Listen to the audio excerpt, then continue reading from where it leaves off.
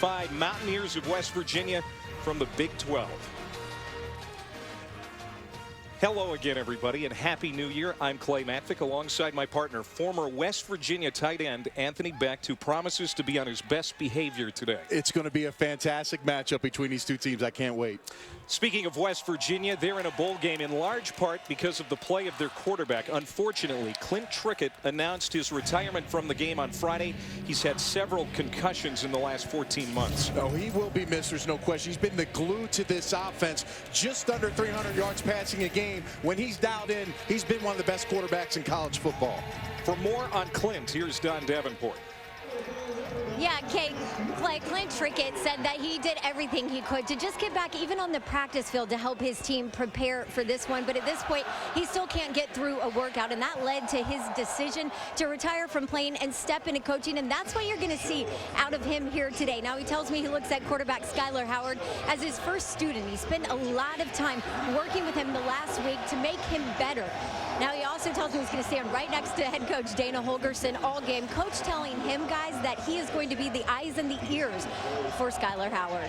His new career starts today, and here is Skyler Howard making his second career start. They had a good game against Iowa State. 3 touchdowns, no interceptions. Protect the football for this young man. And the one element he brings in his game, Clay, is the ability to move his legs, extend the play in the pocket, create something in the running game. That's an added feature Texas A&M will have to deal with today.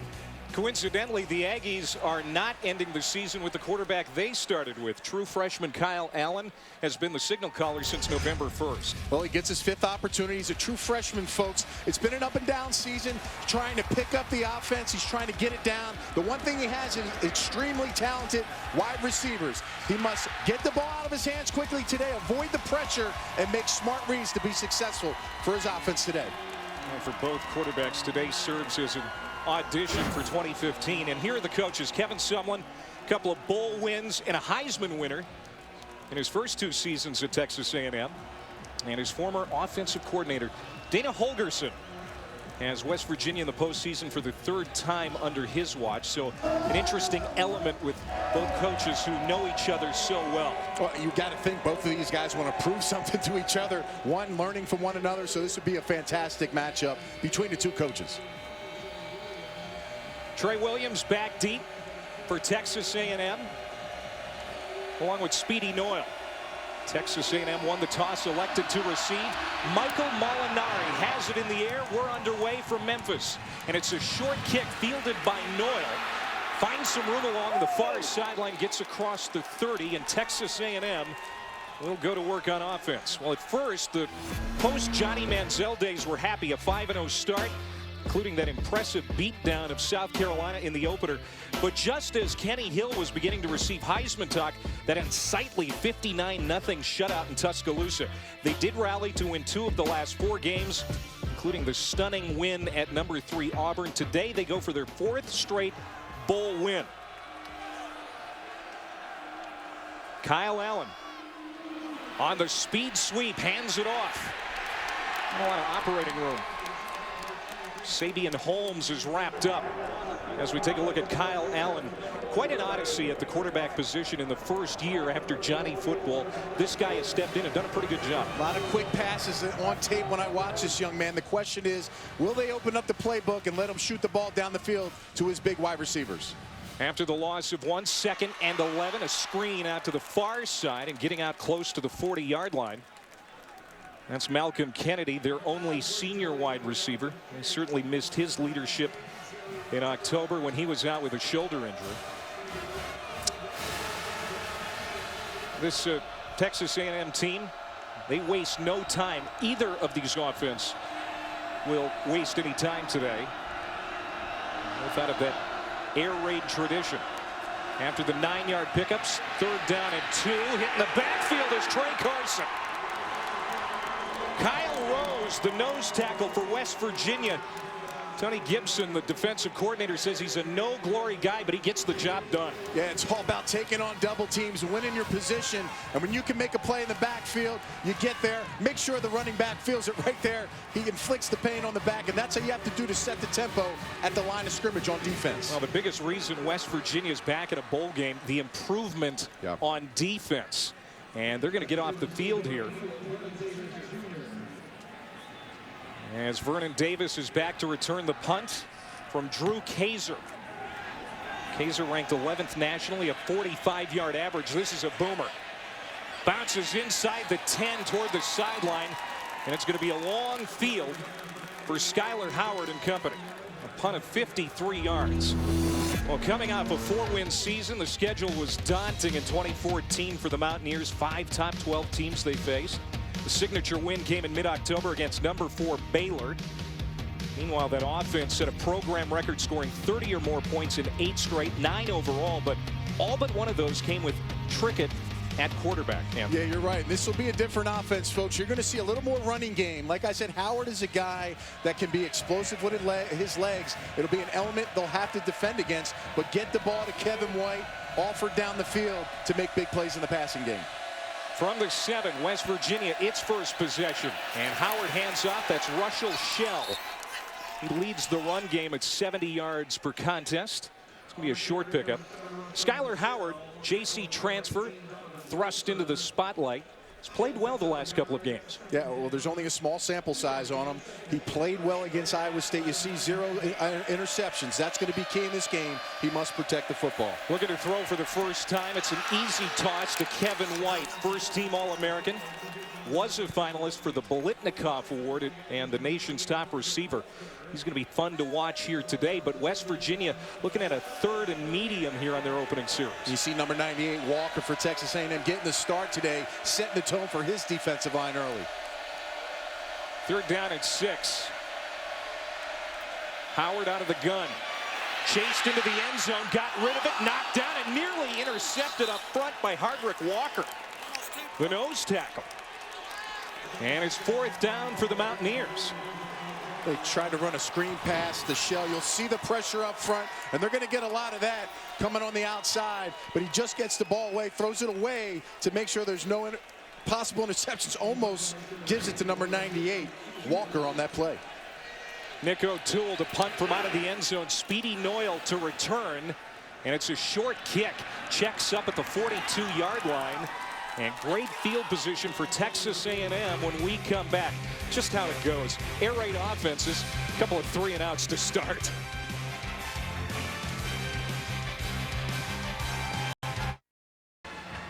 Welcome back to Memphis in the AutoZone Liberty Bowl. Here is today's Keys to the Game, brought to you by Franklin American Mortgage. Well, West Virginia is going to bring 6, 7 rushers sometimes. Texas A&M has to pick up the pressure. And on defense, be fundamentally sound. When you watch them on tape, Clay, they're missing a lot of tackles because they're not in the proper gap.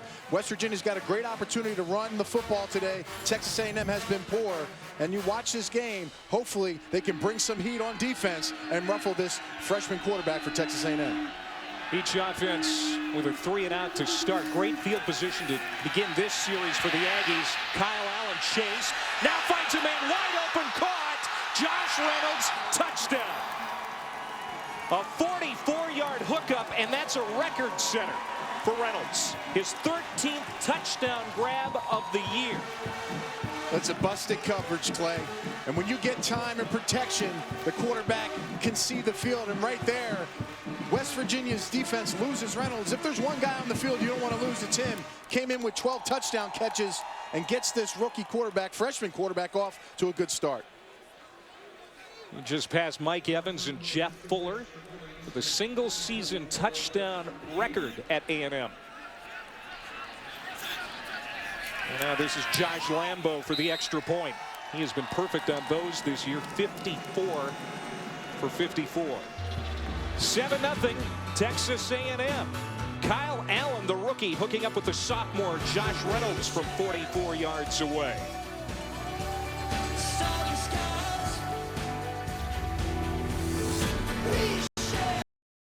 I don't expect that we're going to see this pass touchdown for A&M be the only score in this game. These are 2 high-octane offenses. They are. And when you blow coverage like that, it's going to make it easy. Both of these defenses have to clamp down against these wide receivers.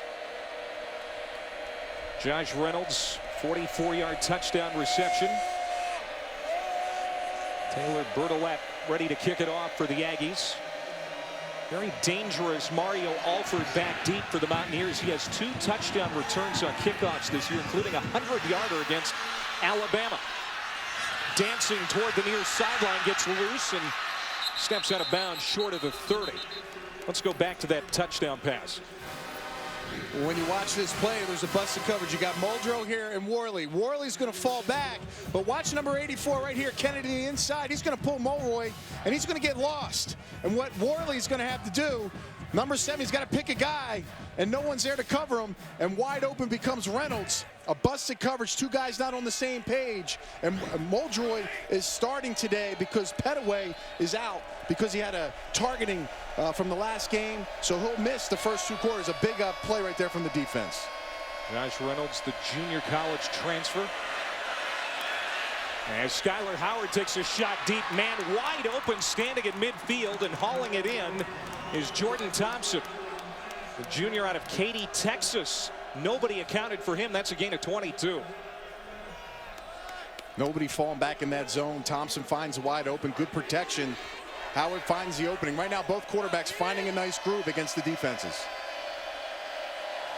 5 wide receivers here on first down and 10. West Virginia in plus territory. Howard will run.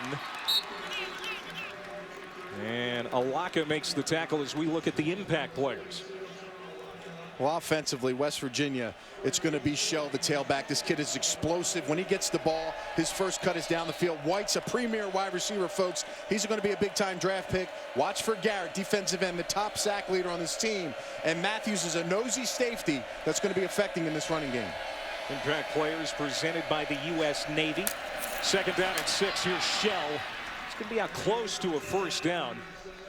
Gain of 5. Shell ran for a season high 146 yards and a touchdown on 22 carries against Iowa State. One thing we have seen for West Virginia here as the season has unfolded is they're relying more on the run game than they ever have. Yeah, people think they're all pass, but this year 70% of their offense is set up by the running game. 3rd and very short. High snap. Howard gives it off to Shell again, and he has stood up. Good second effort there, but I think he is still short. As Julian Obioha, the captain of the defense at the defensive end spot, made the hit for Texas A&M. Yeah, it's a poor snap right off the way. We see number 31, a nosy, strong safety trying to disrupt the tailback there. We talked about it. He's going to be in the box if West Virginia's going to try to run the football today. Well, West Virginia keeps Skyler Howard in the offense out there on 4th down and 1. They are 9 of 20 this year on 4th down. Play clock to 5. Another high snap. Howard is going to throw. Man falls down. There comes the penalty flag as Kevin White got tripped up. Devontae Harris and White get tangled in the secondary, and the flag comes out.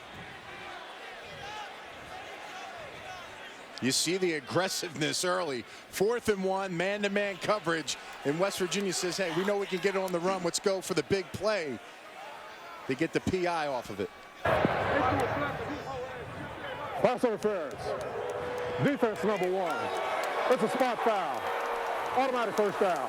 Walter Davenport, our lead official. It's an ACC crew here today. Tall task for Harris, one-on-one against one of the best wide receivers in the game. And they see their feet get tangled up, falls down. Easy call for the referee. This is the automatic first down for this West Virginia offense. Big break for the Mountaineers. Shell in the backfield behind Howard, but more flags and a false start. False start.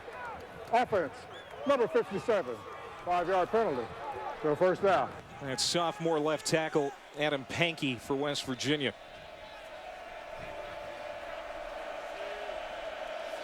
Yeah, it's a typical Dana Holgerson air raid. 315 through the air. That's 9th in the nation, but 188 on the ground. Pretty impressive, too, for West Virginia. And they stay on the ground here with Shell hit, and he is spun backwards. Good pressure there by that defensive front of Texas A&M. That's going to be a loss of 2. Armani Watts, the free safety, was in there. Bass and Alaka helped out as well.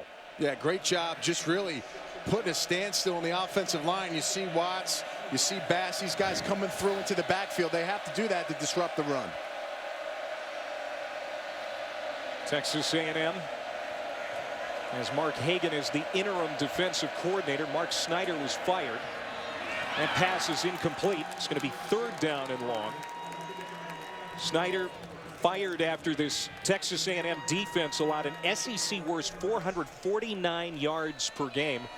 And that run game of LSU in the season finale in particular shredded that defense of A&M. Yeah, you know, one of the things he talked about is simplifying the defense. Let these guys go play fast. Don't give them 2 responsibilities. Just let them go play football today. 44% on 3rd down are the Mountaineers. Howard sets, throws over the middle, and a big hit. And a penalty flag comes out. This could be targeting on Matthews. This will be huge, too. Matthews is a guy they need in the back end. He's their senior leader. Big collision there. The question was, Clay, was it helmet to helmet on this play? Howard, the senior, playing his last game as an Aggie. He doesn't want to see it end too early here today. He's the team leader in tackles and pass breakups. Really went in hard to Jordan Thompson.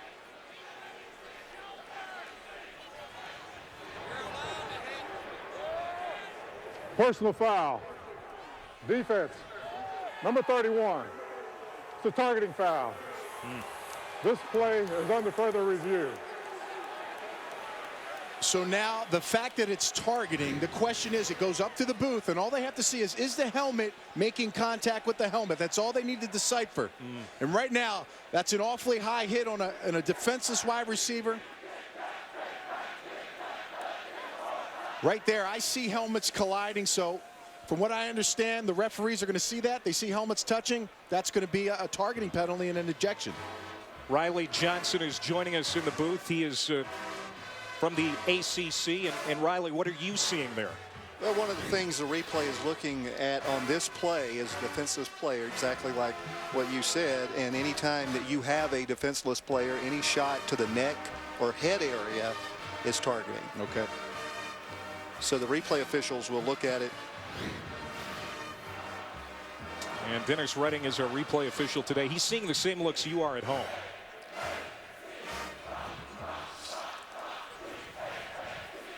This is probably the best look for our fans. You see the helmets colliding right there. You know, to me, Riley, that looks pretty cut and clear. We'll see. Yeah.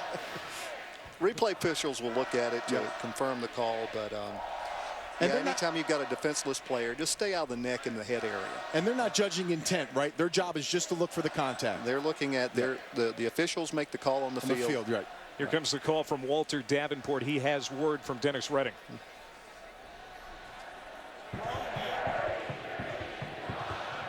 The personal foul on number 31 stands.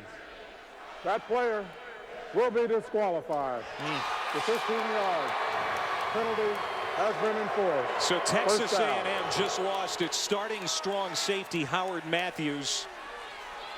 And the senior has played his last in a Texas A&M uniform. So now we'll probably see more of Donovan Wilson, Devontae Burns, Floyd Raven in that secondary because they have just lost Matthews to targeting. Well, you know, he's cheering off the field. I'd be pretty disappointed. Obviously, I'm getting knocked out of my last game as a senior, and he's a guy they're going to be sorely missing because he was one of their big playmakers. We talked about him being an impact player for this football game, and now he's out in the first quarter. Again, we talked about this defense. It's been maligned. It has been beaten up. It doesn't have a full-time defensive coordinator, and now they're without Matthews. This is Dreamus Smith out of the backfield and gets to the 12-yard line. It is Devontae Burns making the stop after the 8-yard pickup. Burns is going to be one of the guys that's going to have to step up now in that A&M secondary. Yeah, and that'll be a lot of pressure. It's been a tough year for this defense. Scheme-wise, making tackles, shedding blocks, all those things have to heighten here in the red zone. 8th play of the drive for the Mountaineers. Handoff. Smith again, and this time he is punched in the backfield. Driven down hard by Alaka, the true freshman with a very bright future for Texas A&M is number 42. Yeah, one thing as a defender, can you get off blocks, shed them, and make tackles? That's one of the things that's been poor for this team, but they see a special talent in this young man. They say he does things that you can't coach as a coaching staff. This Aggies defense trying to force a Mountaineers field goal when Del Smallwood is in the backfield for West Virginia. 3rd down and 5. Howard sets to throw, going to the end zone, and it is caught, but out of bounds is Shorts. Dakeil Shorts, the sophomore, climbed the ladder and made an acrobatic catch, but out of bounds. Yeah, he's got a corner route. Really nice ball, just can't get his body in bounds. Pulls it in for the catch, but just too much speed running that corner route pulls him out of bounds. So now Josh Lambert, the Lou Groza Award finalist, 27 of 36. With a career long of 55, comes on 27 made field goals this year, tops in the country, and 122 points. Sets up from 32 yards out of the hold of Michael Molinari. And West Virginia is on the board with 7:49 to go here in the first quarter. Texas A&M gets in the end zone. The Mountaineers settle for a field goal. Every year. The Corps Cadets all fired up as A&M has the early lead here at the AutoZone Liberty Bowl alongside former West Virginia tight end Anthony Becht on Playmatic. As Texas A&M ready to get it back. Speedy Noyle, Trey Williams back to return this kick from Michael Molinari. This one is going to be short of the end zone as well. It's Trey Williams on the return, gets to the 20, the 25, and he's toppled at the 26. And let's take a look at our impact players brought to us by the U.S. Navy. We already saw Reynolds. He's Mr. Touchdown. Caught one earlier in the game. Trey Carson is one of a few backs that's going to get the ball. He's the downhill, versatile running back. Quitakowski, linebacker, just under 100 tackles, been all over the field this year. And Carl Joseph, folks, we talk about a modern-day Ronnie Lott. This guy's going to bring the wood when those receivers come across the field. He is a hard-hitting junior safety. And this is an aggressive defense for Tony Gibson. As the freshman throws it to the 30, immediately slipping down is Reynolds. Like the turf was a little slick for him there. A penalty flag comes out. I think he picked it up. Yeah, they did. They picked it up. That's good. We got better things to do. 7:24 to go here, opening quarter. And this is Trey Carson getting a touch, and then he's touched up by that defense of West Virginia. Shaq Riddick, number 4, by far the best pass rusher, but he's pretty good against the run, too. He is their top sack maker. He's got 7, but TFLs, you see the movement, the quickness. He's their Myles Garrett type of defensive end defender. Now a 3rd and 9 for Texas A&M. Kyle Allen. Time to throw, wants a deep ball, and it's nearly picked off. Probably should have been by Terrell Chestnut, the corner. It was double coverage, and he nearly had the INT. But Chestnut does a nice job of getting on top of the receiver and really running the route for him. You see him right there, finding the football, staying ahead of Pope, number 18. Great job defensively, forcing another punt. And that's the second 3 and out for Tony Gibson's defense. The first-year defensive coordinator has done a great job, Anthony, improving that unit. This return is no return for Vernon Davis. The 27. The punt again by Kaiser. Now West Virginia defense is fired up. Shaq Riddick, that hit in the backfield, and we were headed to break, but there's a penalty marker down that came in late. And again, when you have 2 young quarterbacks, Clay, field position will be important. Hurting yourself with penalties on either side, as we've seen early in this game, will really hurt each team.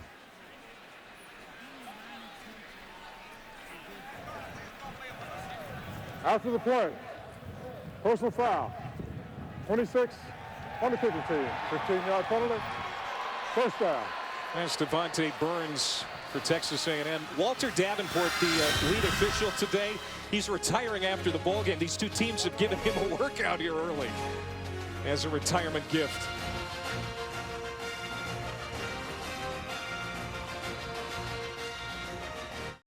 Boykins versus Bo Wallace, the two quarterbacks for each team. You know TCU is going to be fired up for that game. They're thinking they should have been in the playoffs this year, but they were bumped out by Ohio State, so they got something to play for against an SEC power.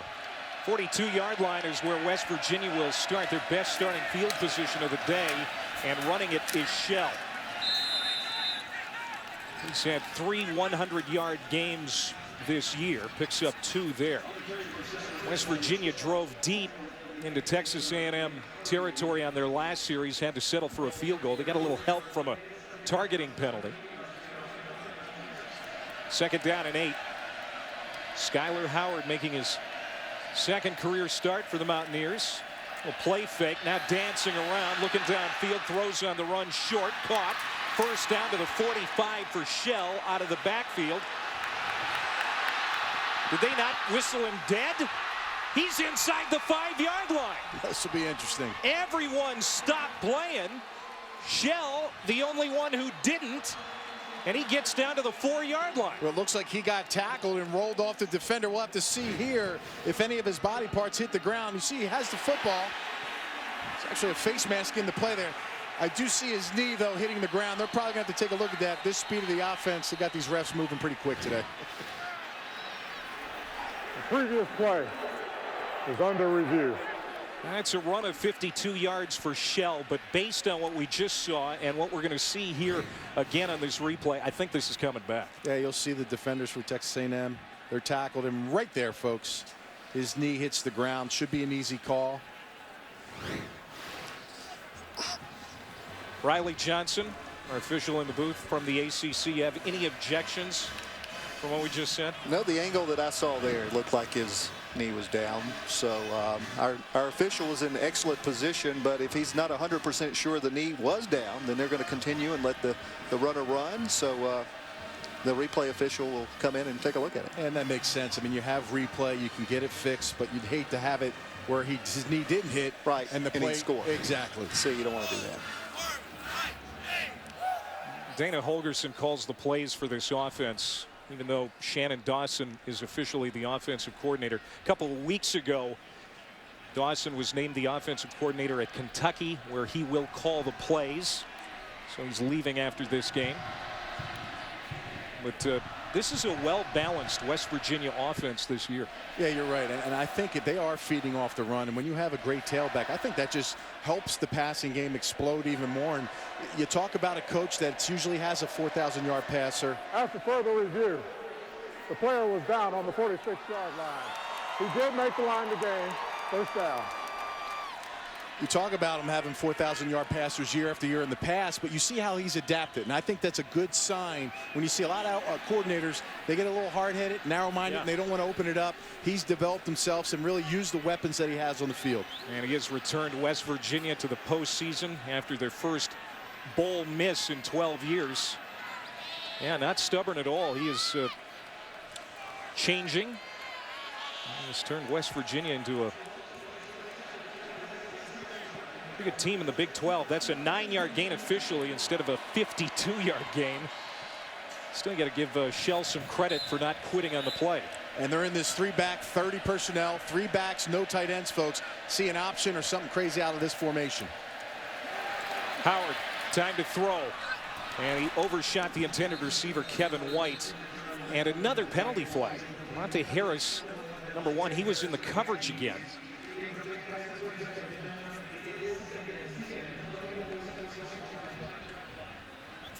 It's going to be a false start on West Virginia. That's their 2nd one right now. Illegal formation on the offense. They had more than 4 in the backfield. 5-yard penalty. Repeat 1st down. They had Shell Smallwood and Dreamer Smith in the backfield. Well, the problem is you got to be on top of formations. West Virginia likes to roll a lot of different multiple looks, and for offensive linemen, tackles have to be up, receivers have to be on the same page, getting on the line of scrimmage, and right there they were a man short. Defense for Texas A&M again playing without Howard Matthews, the strong safety, ejected for targeting here in the quarter. A 1st and 15 now for West Virginia. This goes to Smallwood, and he'll grind and get to the 45-yard line of Texas A&M. A gain of 6. Donovan Wilson, a true freshman who's now playing for Matthews, makes the tackle. And this backfield is full in the stable. They have a lot of youth, a lot of good running backs. This defense for Texas A&M has to continue to do well here. They're getting those 2nd, 3rd and longs, which can help them if they want to bring pressure. And they got to protect Myles Garrett because he can be a disruptor in the backfield for the defense. 2nd and 9, a little pump fake. Now going down the field, and again, that wasn't even close for Skyler Howard. Cody Clay, the tight end, is the intended receiver. Well, the reason why that nobody was covered is because they never throw the ball to tight end, and it's a little fake slip screen. Cody Clay's usually blocking that corner, and he just slips up the field. He is open. Howard just overthrows him, and that's some of the things we're going to have to watch in this game, getting on target for these young quarterbacks. Did I sense some angst in your voice there about your alma mater's lack of use of tight ends? Well, none of my records are going to get broken. Let's just say that. Howard 4 of 8, 42 yards passing, throws it out into the flat for Alford here, who can create after the catch, and he does. The 10 stays on his feet into the end zone for a touchdown. The little receiver puts up big numbers, a 45-yard touchdown reception, and he did all the heavy lifting. I'll tell you what, I'm shocked how off this coverage was. They had a cornerback blitz on the opposite side, and these defenders on the left-hand side were nowhere to be found. Alford had tons of room. And folks, you cannot give number 5 room. He's the fastest guy on this football team. And if you give him space, he can take advantage of it right there with his speed. He has been a great compliment to Kevin White, who gets a lot of the press clippings, but Alford, an excellent receiver in his own right. That's his 11th receiving touchdown of the year. West Virginia leads for the first time in this game as Lambert comes on and boots the extra point. It's 10-7 with 5:12 to go in the quarter. And really, when you go back, look at this coverage, folks. Off coverage here, they're going to run 2 guys, to offensive wide receivers to block. Look at all the room that Alford has, and he's one guy that you don't want to give space to because of his speed. And the poor tackling shows itself a little bit there for Texas A&M. On the sideline, it's a great job by the wide receiver keeping his feet in bounds. But you got to be able to get off blocks, Clay. Right here, you got a one-on-one opportunity. Watts, a true freshman. He's growing and learning. The team loves him and his development. But you got to make that tackle when you're in open space. There's Howard with the homage to Johnny Manziel, it looks like. Well, let's finish the game first before we see what kind of Johnny Manziel signs you can throw up. It's a little early to be going that route. Dana Holgerson probably saw that Howard was struggling with the passes downfield, gave him something short to Alford, and Alford made it look easy after he made the catch. A lot of weapons at the wide receiver position. I think both quarterbacks, they need to find a groove, and it'd be smart for both of these coordinators. You saw West Virginia get their guys in a groove. Now let's see if Jake Spataval, the coordinator for Texas A&M, does the same. There's Trey Williams on the return again for the Aggies. And an ankle tackle at the 28. He falls ahead to the 31-yard line. Well, the NFL playoffs are coming to ESPN for the first time in network history. Saturday wild card playoff game. Arizona, Carolina. Carolina blowing out Atlanta yesterday. That led to Mike Smith being fired today. Black Monday in the NFL today. But we've got Cardinals Panthers for you on Saturday on ESPN. 2 teams that do it with defense. It should be a low-scoring, hard-fought game. Looking forward to seeing it. Aggies back on offense. The true freshman has it intercepted. K.J. Dillon dives. Did he get in? Yes, touchdown. K.J. Dillon, a 35-yard pick six.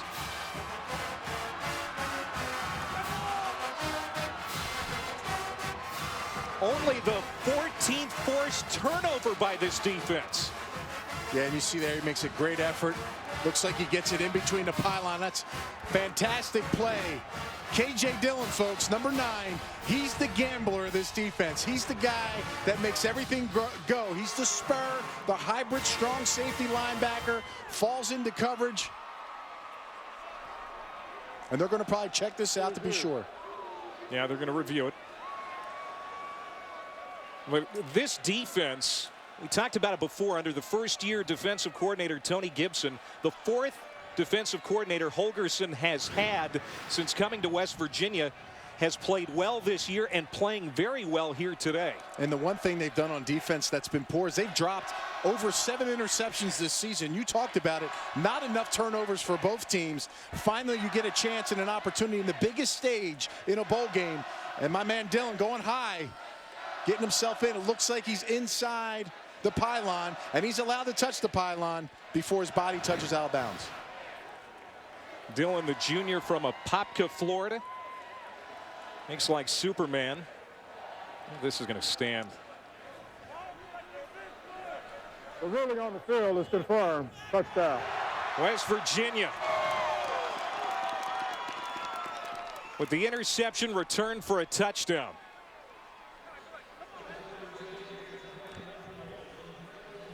Coming into the game, just 13 forced turnovers, 115th in the country.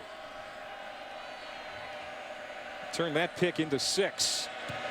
And another extra point by Lambert. And it's 17-7 West Virginia, as they have scored 17 unanswered. Well, they're trying to disguise. You got Kwiatkowski, the linebacker here, and Dillon. They're going to take the 2 inside receivers, but they're not going to play man. They're going to sit in zone and wait. And you see Dillon just fall away into the outside, and Kyle Allen doesn't read the defense properly. Good disguise by West Virginia. And the true freshman, this is that growing stage. He's got to be able to read coverages. He's got to be able to get pre-snap reads, and they're going to make it hard for him on defense, and West Virginia takes advantage of the situation. That spur position is the key to the whole defense. It is a hybrid, as you put it. And look at how much this defensive unit has improved from 2013. In total defense, they go from 101st to 58th. The points per game allowed are way down, and Tony Gibson was a hot commodity there for a while before he was re-signed to a 3-year extension just a few weeks ago. Well, he saw the defense when he came back, and he said the effort and the toughness wasn't there, and he had to make sure that was priority for this football team. And then also blitz packages, disguising coverages. They've done it well, and they've kept it simple, and you see the players responding. Trey Williams on that return gets across the 25, but another flag. And it's going to go against the return team.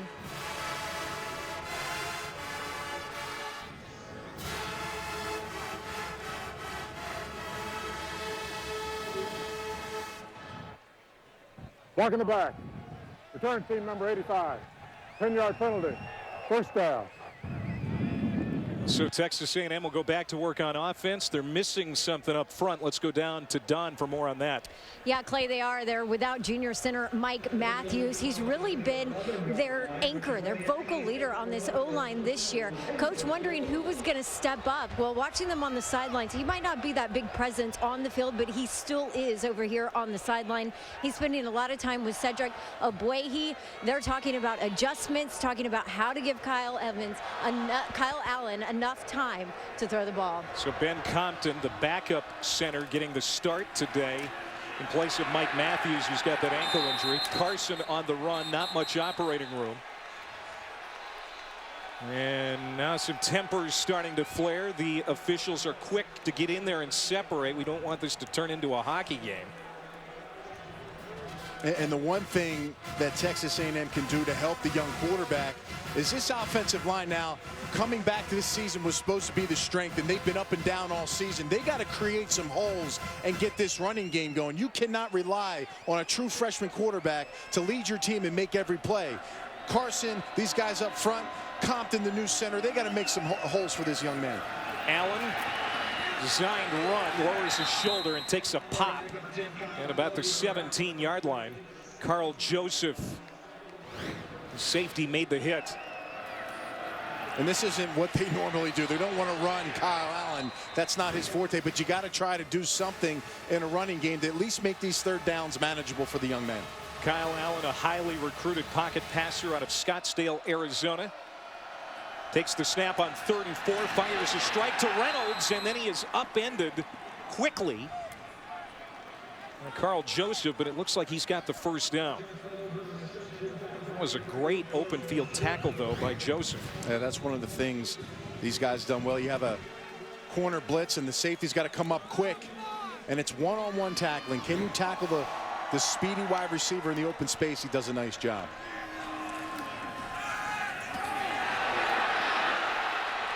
I'm going to rule that incomplete. Right. Yeah, they are.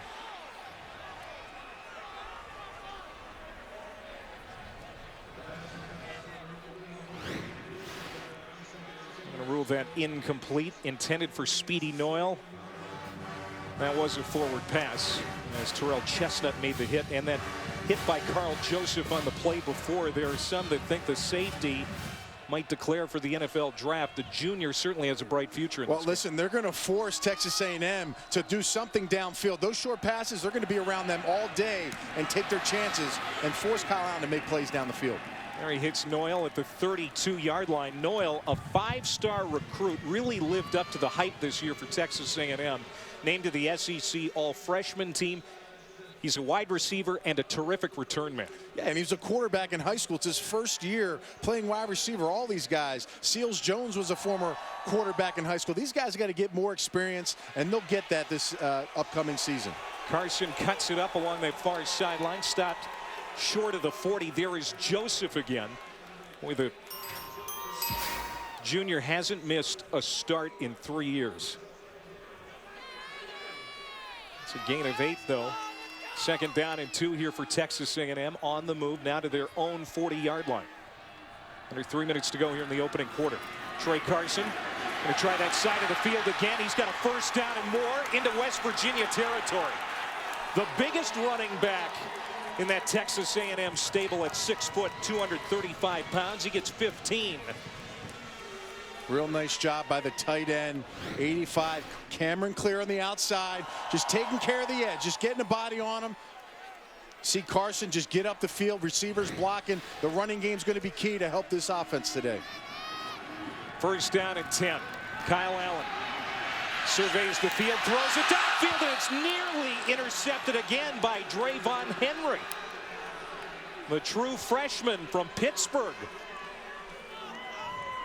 And this is what we talked about earlier, making sure you be able to see the information that they're giving you. Right there, there's several Mountaineers there. He's got the ball in his hand just a little too long. Coach Spavital talked about that, the head coach getting the ball out of his hands, and he had a lot of running room, Clay. Take advantage of what the defense gives you and take those empty yards in the running game. Keep it on the ground this time, and nothing on that far sideline for Williams. He lost the football, but A&M recovers. Johnny on the spot is Jermaine Ifedi, the right tackle. And near disaster for the Aggies. Really was. Again, you see Joseph. Listen, folks, this guy's going to be around the football, and he's a creator. He's a big hitter. He gets right on that. Good job by the tackle, following his offensive players to get on top of that football. 3rd down and 5 for Jake Spavital's offense. Here's Allen, has it down at the line of scrimmage, and West Virginia will force 4th down again. K.J. Dillon, who's already got an interception return for a touchdown, came in on the blitz. Well, listen, they're going to bring pressure on the outside. They got their Sam linebackers, their Spro. Dillon coming off the outside, number 9. He's the gambler. Tall, lanky player, knocks down the balls. Listen, they're rushing 3 down linemen, but they're bringing 6 or 7 sometimes. And they're getting ready to bring it again, Clay. And you see Tony Gibson, actually, it looks like he's taking it off and saying, play. Spavital going for it on 4th down, bobbled. Now a man open, caught. Trey Williams got behind the secondary and scores. That aggressive defense for West Virginia sometimes gets out over its skis, and they did there. You're right, Clay. when you bring pressure on defense and you take chances, sometimes it opens up holes for players to make plays. The key is the quarterback deciphering the information and getting the ball out of his hands to the right player. Right there, he found his wide open guy. Number 3, Williams, makes a nice catch, takes it to the house.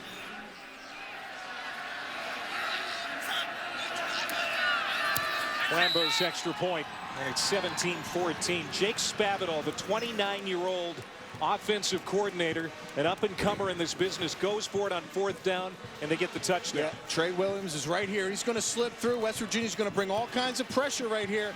Who's got the back? They got the Rose, the nose tackle, trying to find the running back. That is not a great matchup. All Kyle Allen has to do is find him, float it up in the air. You see Rose not in a place where he can defend. Trey Williams is probably their fastest back. When he catches the ball, nobody's going to catch him. Great play design and good job by the freshman Allen to find the receiver, see the pressure, and make a big play. Spavital was Holgerson's quarterbacks coach for 2 years at West Virginia, and had a little fun with Coach Holgerson before this game. Called his office and said, "I know your signals," and then quickly hung up the phone. And then they had a jousting match on Twitter to boot. It was a lot of fun to watch. They're great friends, and they're both mad scientists. You know, you got Dane over here. He looks like Gene Wilder. He's over there with his hair flowing around. He's got all those plays, and then you got the young Jake Spavital, who's learned everything from him and Sumlin and these guys. And you talk about a young up-and-coming coach right here. He gets it, and he makes a perfect play call to get this offense on the board. This has been an entertaining first quarter. We still have 1.5 minutes to go. 17-14 West Virginia. To re-tee this for Taylor Bertolette. There's Trey Williams, one of 3 junior running backs for the Aggies, all playing today.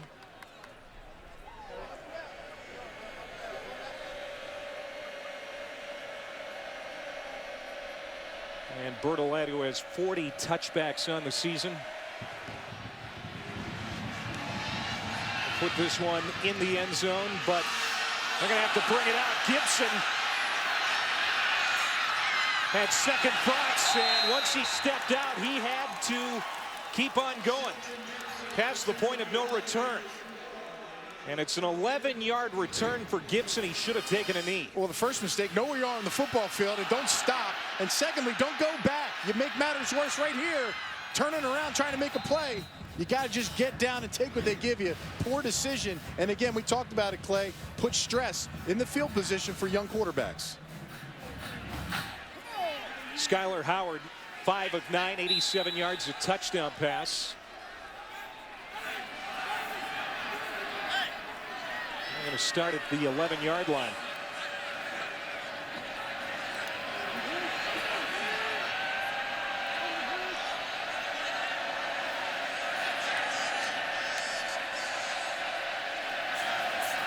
Howard stepping up in the pocket, wants to run. There's that dual threat ability you've been talking about, Anthony. And we're seeing it really for the first time on that play. Skylar Howard brings a dynamic that Trickett did not. He's so dangerous. Watt here, you got to make sure when you're pressure in the pocket, you have somebody that's spying him. Nobody's home. And listen, you can't just run him down and tackle him. He's got some moves. Great job by Kevin White, showing his blocking ability on the outside to get him those extra yards. Going deep this time for Jordan Thompson. Penalty flags again. Thompson somehow in that double coverage made the catch at the 29-yard line. A gain of 43. Well, those deep balls have been a problem. 38 plays and 10 touchdowns for 20 yards or more against this defense this season. Hustle first. Defense. Decline. Result of the play is a catch. First down. That's the senior Floyd Raven. And but these DBs, Raven just gets, the receiver gets behind him, and he's trying to catch up to him. Some minor touching there, but it doesn't matter because Thompson has great ability to find the football, even with the distraction, and catch it to make the big play. Already within Lambert field goal range, but West Virginia would love to get back in the end zone. Here's Howard. Deep handoff to Smallwood. Takes it right up the gut. And gets inside the 25-yard line down to the 22. It's a gain of 6 for Smallwood, who has shared time in the backfield with Shell most of the year. 20 seconds to go here in the first quarter. Waste no time. Howard looking to throw again. Pressure coming off the edge. Getting away from the pass rush and throwing downfield, and might see another flag here. Looks like maybe Shell stepped out, so it wouldn't have mattered anyway. Incomplete. It'll bring up 3rd down and 4.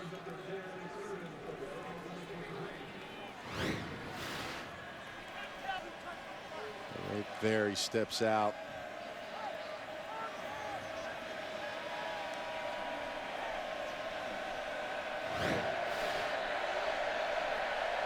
Maybe the last play of the first quarter.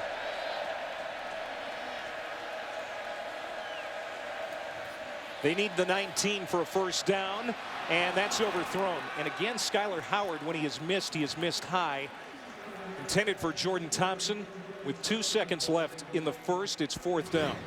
Yeah, and Thompson's really wide open against the fake slip screen. And they're going to slide the blocker, the receiver who's blocking on the slip screen, up the seam. They did it with the tight end earlier on the outside. Again, Skylar Howard's missed both of them. Both wide open, big plays left on the field. 40-yard attempt for Lambert. NCAA record for more field goals of 40 yards or more than anybody. He's got 15 this season.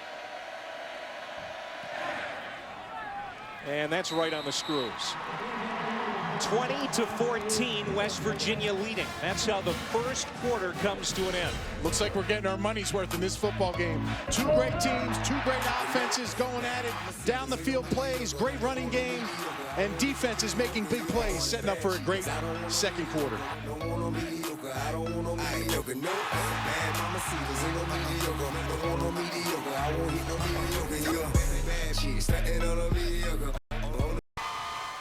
First meeting between these two storied programs. 20-14, West Virginia leading at the AutoZone Liberty Bowl here in Memphis as we start the second quarter. This is the 7th oldest bowl in college football. Alongside former West Virginia tight end Anthony Becht, I'm Clay Matvick. It was an entertaining yet long first quarter. Texas A&M is set to get the ball back. On the return, it's Trey Williams. There's a touchdown receiving. He is dangerous in the return game, too. A stiff arm, and he drags a tackler to the 40-yard line.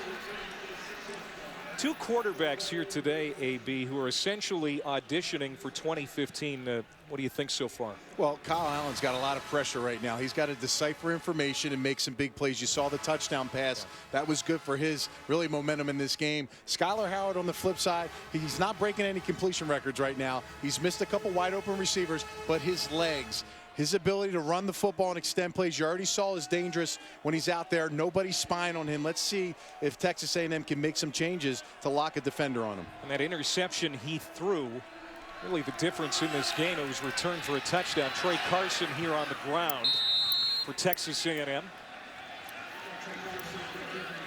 Kyle Allen took over that starting job the last 4 games after sophomore Kenny Hill lost the job on the field, but on top of that, Hill was suspended. He fell out of the good graces of the coaching staff, and he just turned the keys to the car over to Allen. He came out like gangbusters, 5-0. He had a 500-yard game. They opened up the season. I think America thought that Texas A&M was on the map, and as the season went through, 8 straight games, no bye week. Just was a little much for the maturity and the growth for this team in the whole. On 2nd and 6, caught at the 35 by Kennedy. The senior got open and came back to the football. It's a first down to the 34-yard line. There's some pushing here at the end of the top of the play here by Kenny. But you know what? That's a crafty move by the senior. He understands where he has to be. Been the most consistent receiver and the leader of this core. Gain of 22. Now Allen to throw on first down. Again, that turf looks a little slick as Sabian Holmes lost his footing. Catch made. It's a gain of 8 yards as Allen is moving the offense now to the 26-yard line. 2nd down and 2 for Texas A&M. Trey Carson in the backfield. They'll give it to him. And he's got a first down to the 20-yard line. Allen really proved he could handle the starting quarterback job for the Aggies too when they went on the road to Auburn, Alabama, upset the #3 team in the country. He threw for 277 that day and 4 touchdowns. Yeah, he's grown during this season in his short play so far the end of the year. I just think when you talk to the coaches, he just has to process information faster. Don't take sacks and get the ball out of his hands quickly. Down to the 11-yard line. That's Kennedy again. And you see Kenny Hill, 8 starts, what he did. Great numbers, especially that opener against South Carolina where he threw for 511 yards, an A&M record. But Allen, since taking over, he's been steady enough. Yeah, I think the one thing Allen hasn't done as much is throwing the ball down the field. Kenny Hill did a nice job of that early. They haven't taken many chances with Allen so far since he's been the starting quarterback. Timeout, West Virginia. Timeout, West Virginia. That's their first charge timeout of the half. Still a lot of time to go here in the first half at the AutoZone Liberty Bowl. Welcome back to the AutoZone Liberty Bowl. I'm Dawn Davenport, joined here on the sidelines by West Virginia quarterback Clint Trickett, sidelined because of 5 concussions in 14 months. What was the last month like for you? It was rough. You know, I was trying to at least get able to play and, you know, maybe even to practice, but, you know, the doctors wouldn't be able to clear me, and, you know, that's the biggest thing. It's not like I did quit. I saw the word quit out there. The word quit never came out of my mouth. It, you know, I was kind of forced to, so. Well, we know that. Now you want to step into coaching. Go ahead and put that hat on already. What do you think about what Skylar Howard's done? He's been great. I mean, I'm trying to help him every much I can. You know, when he comes to the sideline, he's playing a great game so far. Just got to, you know, keep him calm, and he's doing great, and hopefully he'll continue to do that. All right, thank you, Clint. We'll let you get back to coaching. Yeah, going into the family business like Dad Rick and brother Travis. Sad end, but understandable as Texas A&M has it in the red zone, and now they're in the end zone. Malcolm Kennedy, the touchdown catch from Kyle Allen, his 2nd touchdown pass. Flags come out at the end. But Kennedy gets loose, and Texas A&M in the end zone to tie this one up.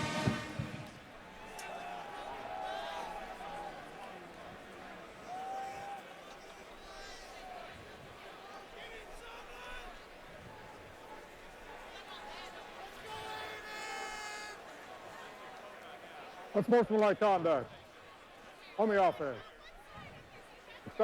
Excessive celebration after the score. Therefore, the foul will be assessed on the kickoff. Well, that's 3 personal fouls right now for them. I know they're excited in the celebration. One-on-one coverage. You got Worley, their best corner, over Malcolm Kennedy, the senior leader of this wide receiving core. Runs a nice slant route, gets in front of him. Allen throws a ball in front where he can catch it, away from the defender. Nice play. 5th touchdown catch of the year for Malcolm Kennedy. And A&M goes back in front. Well, Kyle Allen, the rookie, 2nd touchdown pass of the day. He goes to the senior.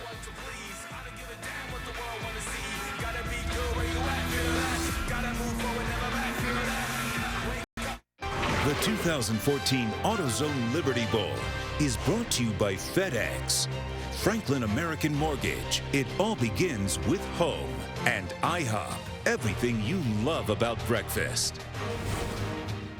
West side of Kyle Field imploded to make room for $450 million worth of improvements, which will be done by the season opener next season. It'll make the capacity 102,500. And I hope that's enough, because this year they averaged over 105,000 for the very first time. Kevin Sumlin has done wonderful things with the program, and the fan base has responded. Got to stay up with the Joneses. More seats and more suites, and they're putting them in there in Texas A&M. What a game we've got. Back and forth, and Texas A&M regains the lead. It's now 21-20 with 12.5 to go here before halftime. Taylor Bertolette. Short kick. This is going to be fielded at the 14 by Mario Alford. Gets behind a blocker. Gets to the near sideline, the 40, 45, and out near the 48-yard line. Second in the nation in return yards per kickoff. That's a 34-yard return for Alford. Well, this is what Kyle Field is going to look like next year when all the improvements are done. It's impressive. That's pretty right there. That is a beautiful stadium. And I'll tell you what, it's going to be fantastic for that fan base. And they got a lot of young players on this team they're going to be able to cheer for here coming in the future.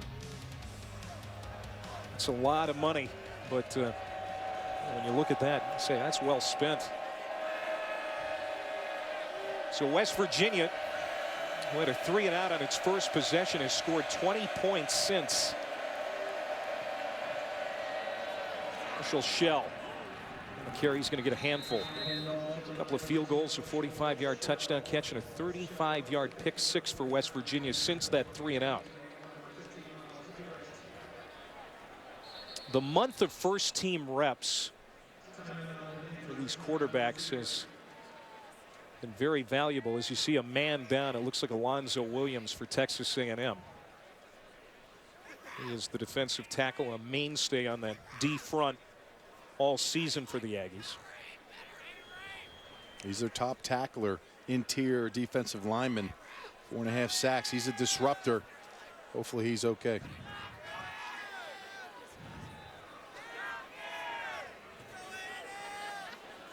I'm going to step aside here as they continue to look at Williams. 21-20 A&M. And that's going to be a Showtime primetime matchup. Clint Trickett, who transferred from Florida State, is jetting from Memphis right to LA for that game. So you can watch his old teammates, Florida State, take on the Ducks. This is Skyler Howard going deep downfield. Caught. Touchdown, Kevin White. A 50-yard touchdown pass as White got behind DeShazer Everett, and West Virginia quickly regains the lead.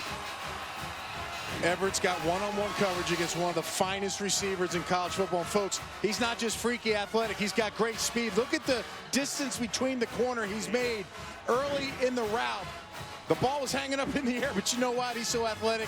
He drops it right in his hands. Great throw by Skyler Howard, and Kevin White continues to impress. He's going to be an early draft pick coming out this year for the NFL. Second touchdown pass for Howard. And the fourth play of 20 yards or more today for the Mountaineers, as it's now 27-21. Well, it's one-on-one coverage. Number 23 here, the safety that should be helping him, is facing inside. He's going to rotate. They're going to try to bring a linebacker back, but he's well short of getting back deep enough. So basically, it's on Everett. One-on-one, and folks, this is not a fair matchup. It's tough enough, and it hasn't been Everett. It's been every corner that he's played against this season. Pretty ball, nice catch. Texas A&M has to respond like they've been doing. There's Kevin White, and he struggled down the stretch because of that sore ankle that bothered him for several weeks. He still finished with over 1,300 yards and 9 touchdowns. 8 100-yard receiving games. Just a terrific year for Kevin White. And I'll tell you what, this kid's a self-made product right here. You talk about a guy in high school that was scrawny and skinny, 3 years of community college at Lackawanna, and he comes in, and last year no one really thought he was jumping on the scene, and he continued to work. High character kid. He watches tape of Julio Jones, Larry Fitzgerald. He's got the hair like Larry, so he's out there playing like Larry. He's an explosive player, and he's had a fantastic year for these Mountaineers.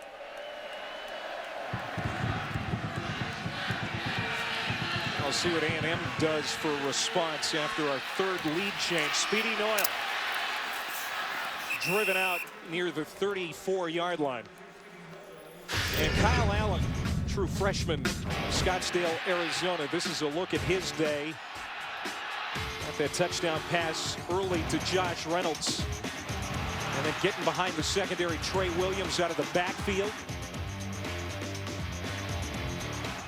And this touchdown pass to Malcolm Kennedy. He did throw the interception that was returned for a touchdown, but all in all, not bad for Kyle Allen. Well, it's a good job shaking that off and coming back and playing football. That's something you can learn, and as a freshman, that's pretty good.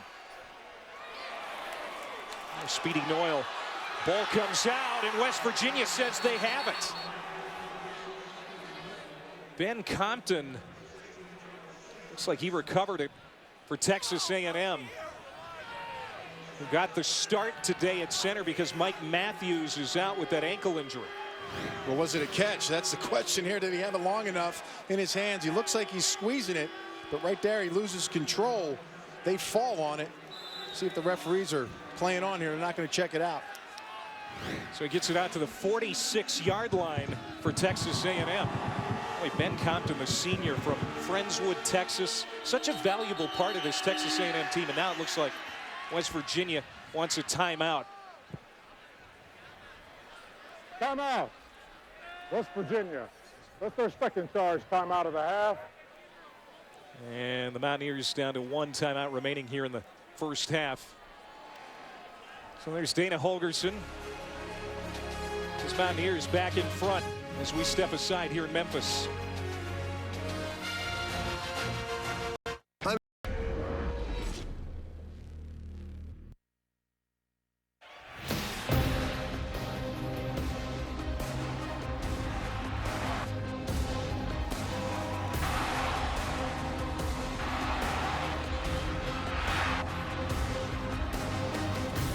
Kind of what we expected when these two air raid offenses collided here in Memphis for the AutoZone Liberty Bowl. A back and forth affair. 3 lead changes. West Virginia holding serve right now, leading 27-21. Texas A&M has the ball. They got it at their own 46-yard line. It's a handoff to Trey Williams. Take it along that right side. The offensive line for Texas A&M, Anthony, it's been a tough year. A lot of injuries, mostly underachievement up there. B.J. Anderson, the offensive line coach, was fired. Dave Christensen hired to be the line coach and run game coordinator. His duties will start immediately after this game. And you saw number 70 of Wahey. He's their first-round talent. Every year they seem like they have a top-tier guy. Last year, Jake Matthews. He's a guy that's extremely good in pass protection and played well for them this year. Allen takes off, slides ahead, left it short. The first down marker, it looked like. Got to the 45, a pickup of 7. And we saw earlier he didn't take that run when they gave it to him and then he threw the football. I think that's a better decision. You're seeing some good growth here in this football game. I've been impressed by his ability to respond to the adversity in this football game. Run game really struggled for Texas A&M down the stretch in the season as Trey Williams slammed down by Wes Tonkery, a loss of 3. Tonkery, one of only 2 senior starters for West Virginia on defense. Tony Gibson, defensive coordinator, couldn't stop talking about Tonkery and Kwiatkowski, 2 inside linebackers that have just been all over the place and really been the glue, Clay, to this defense that's given them a better look than they were in past years. The third down defense for West Virginia came into this game ranked 10th national, holding opponents to 31% on third down. They force a 4th and 3 here after Tonkery made that tackle. So the punting unit comes on for the Aggies. Drew Kaiser to kick. And back at the 10-yard line, that's Vernon Davis. Third punt for the Aggies. Fair catch called for. And West Virginia will have it at their own 17. Skylar Howard and the offense come back out. Well, you know, he's missed some passes that have been open, but right now he's getting the ball to his playmakers. And I think that's the best thing with quarterbacks is, look, you got Alford, you got White, you got guys that can make plays down the field, deliver a catchable football, and let these guys go to work. Right here you see another fantastic catch by Thompson. They're very deep. These are some of the young receivers who are going to have to step in and replace one of the great ones in West Virginia history, Kevin White. Both quarterbacks getting in a nice flow. Question for me is Texas A&M's defense. They need to step up. They need to get themselves a 3-and-out and try to find ways to disrupt this offense. They can make it easier for their offense in this game. I mentioned it before, the linebackers coach Mark Hagan is the interim defensive coordinator today. He's tried to simplify things for these Aggies on defense. That's a catch for Kevin White, and it's another first down for the Mountaineers. And they're playing a lot of nickel defense today.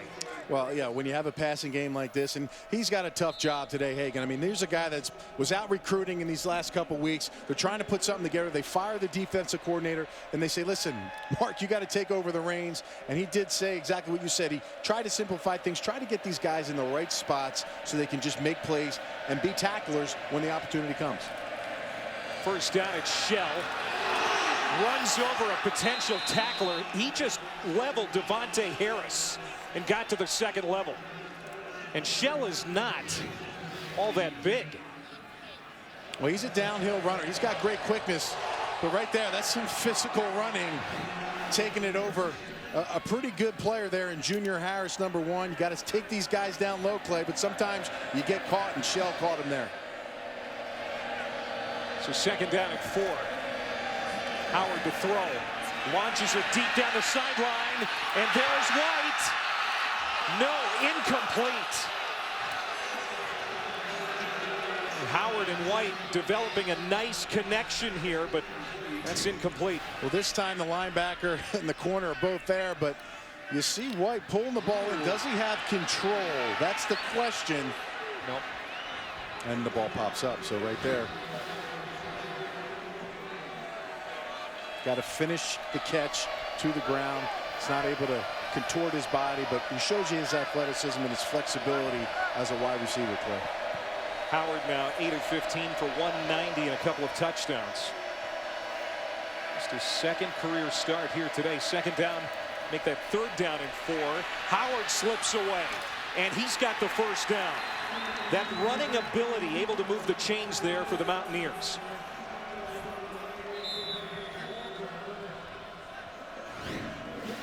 And the defensive end is not protecting and not there for contain. And when you're not there for contain, that's going to create big plays. Henderson, number 92, gets himself caught out of position, Clay, and that's what we talked about. And that's what the coaching staff said. Got to be in the right spot. When you have a running quarterback, you got to keep him in the pocket.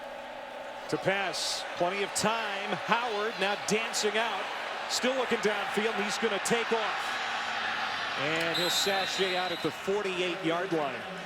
A lot of time, even if there isn't anything developing downfield, Howard is able to set in that pocket. I'm kind of curious where Myles Garrett has been in this game. Yeah, I mean, he's the big-time SEC pass rusher, a true freshman, folks. You want to talk about another freak.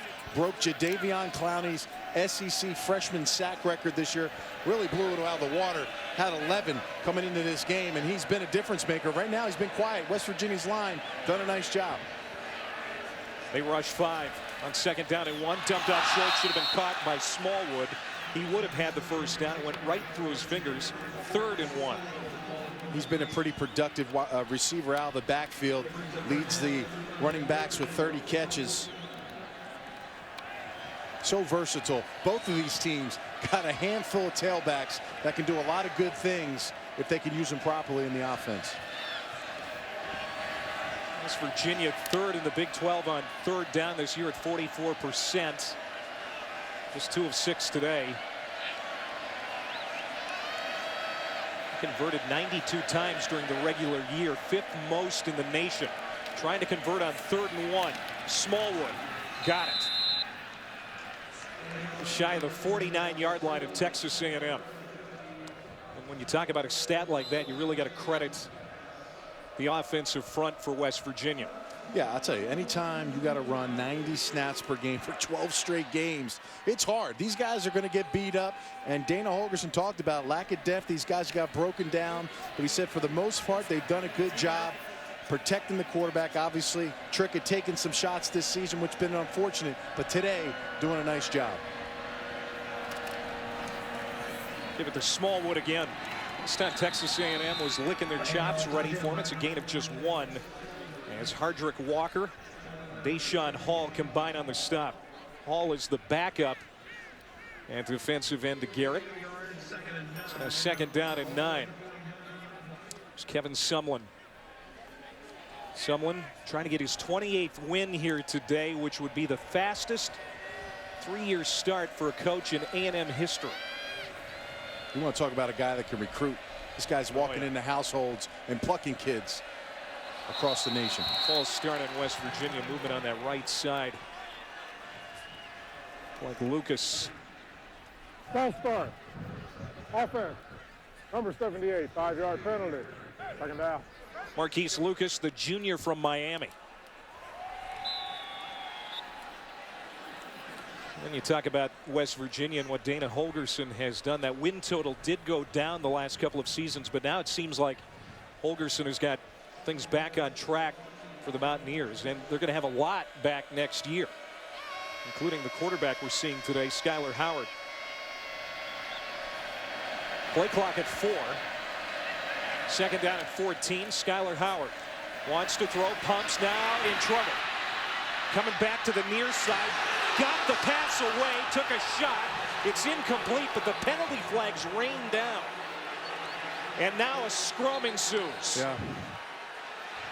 Well, Tommy Sanders, number 3, came like a heat-seeking missile once Skyler Howard left the pocket. I think he was actually spying him, and he took a shot. The question is now, hopefully Texas A&M doesn't get another targeting foul with this play, because they can't lose 2 starting defenders from their defense. Yeah, they lost Howard Matthews, the safety, in the first quarter to targeting. Man, this has been a penalty-filled first half. 5 penalties for A&M, 3 for West Virginia. And things are getting chippy down there to boot. Yeah, and you know, too, remember, folks, when the quarterback leaves the pocket, he becomes a runner in this situation, but it's just a matter of where the hit was on this tackle. Here's Walter Davenport again. Personal foul. Roughing the passer. Number 3. 15-yard penalty. First down. The senior Tommy Sanders. Yeah. And he is very lucky he's not in the locker room right now. Yeah, I'll tell you what, and you know, you see Skyler right there. This guy's a high emotional kid, man. This kid got bounced right up, took a huge shot. Man, that was close. Yeah, Riley Johnson from the ACC is up here in the booth. What did you see there, Riley? I'm going to put you right on the spot here. Well, it was definitely a late hit on the quarterback, and the is that helmet to helmet right there? Are you calling targeting if that's you down there? Hey, I'm going to stick with the officials on the field and roughing the passer. I told you I was going to put you on the spot. That's all right. Well, Holgorsen is disappointed that the officials did not eject Tommy Sanders. He's very fortunate. I mean, that's clear as day there. We talked about it. And you talk about quarterbacks now. You talk defenseless receivers. Now quarterbacks in the open field there throwing the football, taking a shot from the helmet. I mean, that's the 4th Texas A&M personal foul. So 4 of the 6 penalties against the Aggies are personal fouls today. Got to be smart as defenders. You got to bring the target down. This didn't come into play 5 weeks ago, folks. This is a rule now going on 2 years. You got to be smart as a player when you're making these tackles.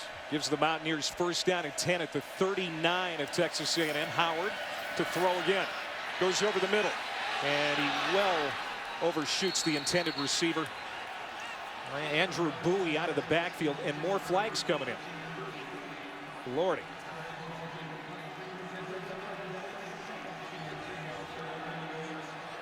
Holding.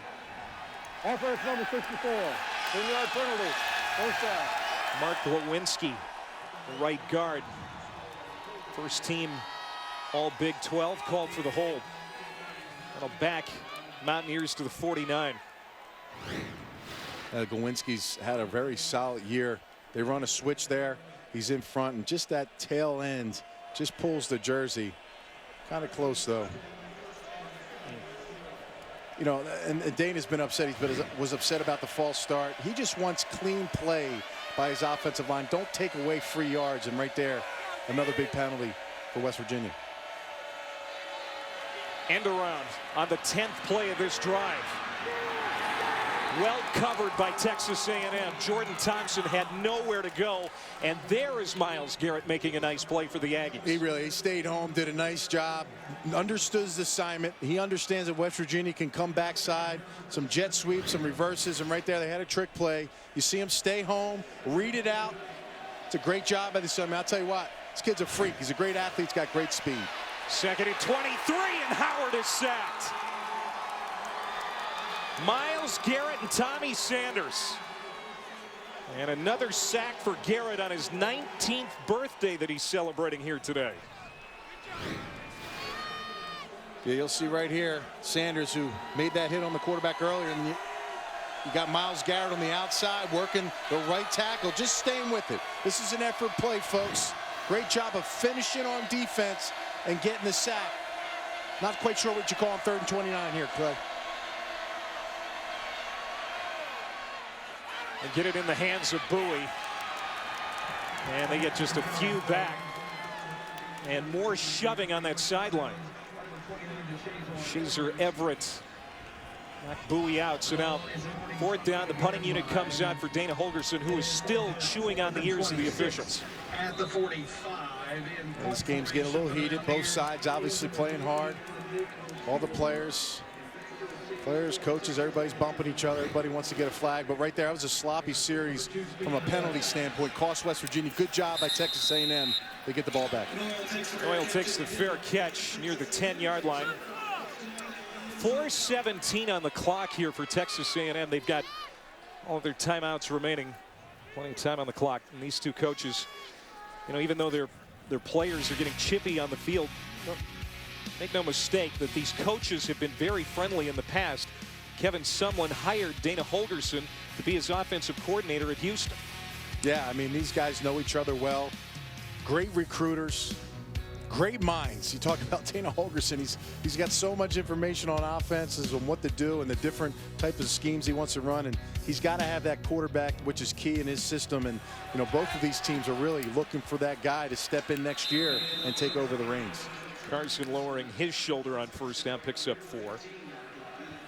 And Holgorsen, we said it before, you know, last couple of years it was a downward trajectory, and now things are picking back up for West Virginia.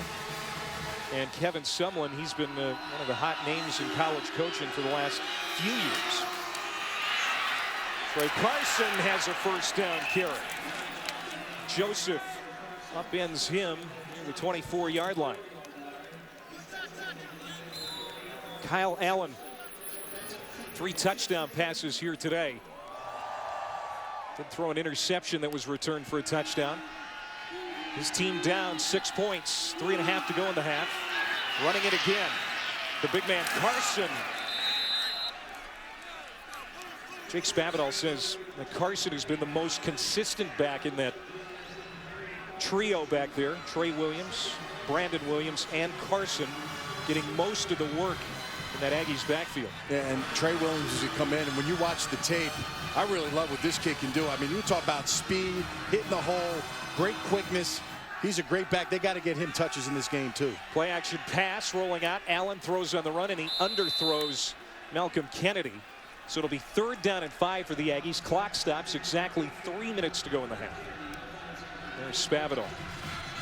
And the wide receivers coach and recruiting coordinator David Beatty just left for Kansas. Another young coach that was on that A&M sideline just a few weeks ago. And they fired the O-line coach. Yeah. He's been undermanned from a coaching standpoint. Puts a lot of pressure on the coordinator to get the guys ready and prepared. So far, they've been playing okay.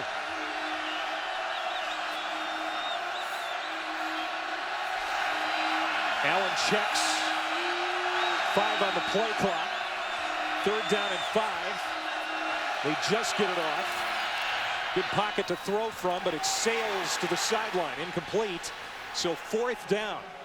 Ricky Seals-Jones, big body redshirt freshman receiver, was the closest target, but the Aggies offense has to go to the sideline. But Tony Gibson had a blitz dialed up, and then Kyle Allen changed the play, and you saw Tony Gibson jumping up on the sidelines, getting everybody back in coverage. And right there, the zones were closed up, weren't able to get those 5 yards.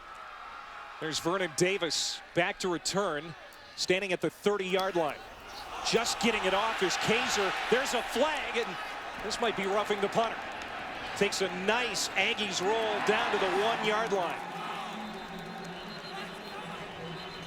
Well, let's see what this call is, because this may give Texas A&M a 1st down. I think it'll be a 5-yard call, but you got to be smart in there. You're coming in free. You can't get the ball. Stay away from the kicker. Personal foul. Roughing the kicker. 15-yard penalty on number 25. Yeah, it's not running into the kicker. Instead of the 5-yard variety, it's the 15-yard variety penalty. And let's bring in Riley Johnson again, our official up in the booth from the ACC. What did you see? It looks like he definitely hit the punter. So and the referee went with roughing on that play. And Riley, well, I'll say this. When you watch the defender, he's putting his hands up. He's trying to stay away. Right. There's a follow through with the kicker's leg that obviously comes into him too. So when you're seeing that, it doesn't seem like he's violently trying to go attack him. Yeah. Either way, I think they probably still get the first down because it was 3rd and 5. it would have been a 5-yard penalty anyway. A&M gets a huge break. And Williams gets the carry there. I think the key is stay away from the punter, regardless, right? Stay off of 5 him. yards, Don't touch 15 him. yards, you're Don't better touch off. him. Just stay away from him. And penalties have become a real storyline in this football game. On the run for Williams, he's got the first down. And he's got it at the 40-yard line for Texas A&M. Nick Kwiatkowski, the glue of that defense, as you said, able to finally make the stop. But A&M's on the march here with plenty of time on the clock and all 3 timeouts at Jake Spavital's fingertips. Yeah, and Trey Williams has been dangerous so far early in this game. And a whistle here. Not sure why. Yeah, I'm not sure, but it gives an advantage to West Virginia. They got him on the ropes, and they make a quick substitution. Gives them some time to catch a breath here.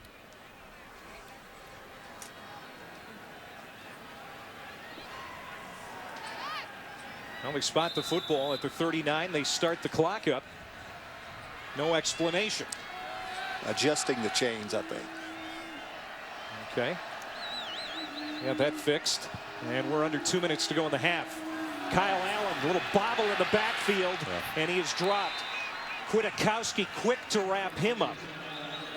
And the Aggies again avoiding a bad play there. Yeah, it looked like a busted play in the backfield, and now A&M calls a timeout. They still have 2 remaining.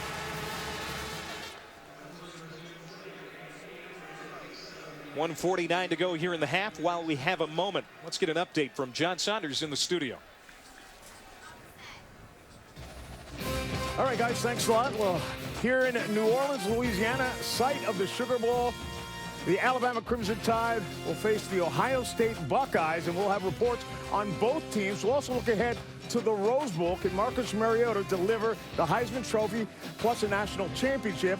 And Michigan, looks like the Wolverines have their man, and he's Jim Harbaugh. All that coming up at halftime when you're done out there.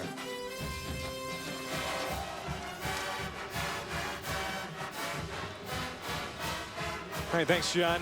Texas A&M getting a big break with that roughing the punter penalty to keep this drive alive. They would love to get on the board here before halftime. They're down 6. 1 of 5 today on 3rd down. They're looking at a 2nd and 8 here.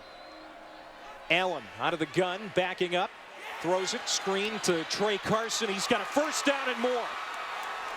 Down to the 17-yard line. Dillon and Joseph finally make the tackle. That's a gain of 20. yeah, really nice play call design here. Just taking advantage of a defensive line that's been coming up the field.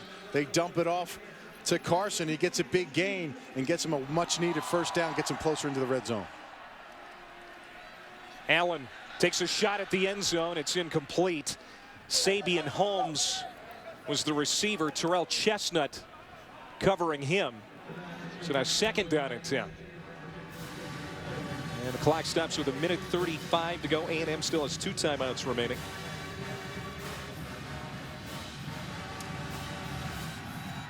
It's a real test for the true freshman here in crunch time at the end of the half.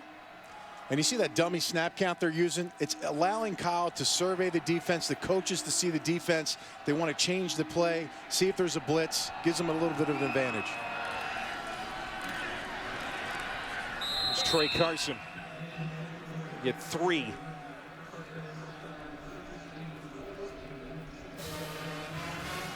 Carson will head to the sideline. Going to bring Trey Williams back as that clock continues to run. 3rd down and 7. Got a great field goal kicker in Josh Lambo. They would love to get in the end zone and get a chance to take the lead back. But in trouble here is Allen on the 12th play. Gets away. First down, and he dives for the pylon. Did he step out? No! Touchdown! What a great job by the freshman Allen to stay in bounds and score from 14 yards out. And it looked like a doomed play. Number 97, Wachuko's coming on the outside, and he flushes out. He creates. He just spins around. Nobody's home to contain. Great drive, great ability. Sticks his shoulder down, and look, this kid's a competitor. Keeps his feet in bounds before the ball, and his body falls out, crosses the goal line. I'll tell you what, it's a big touchdown. We got a ball game.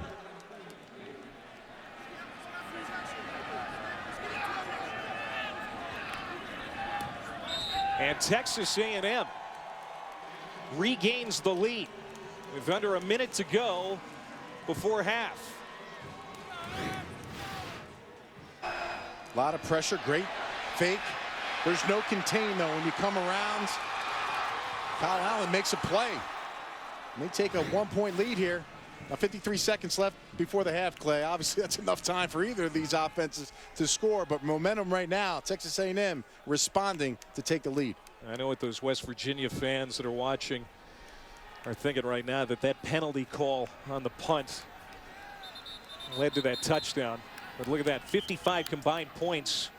Ties the most points scored in a half in Liberty Bowl history. The Aggies, right now anyways, looking like they're going to have a lead going into the locker room.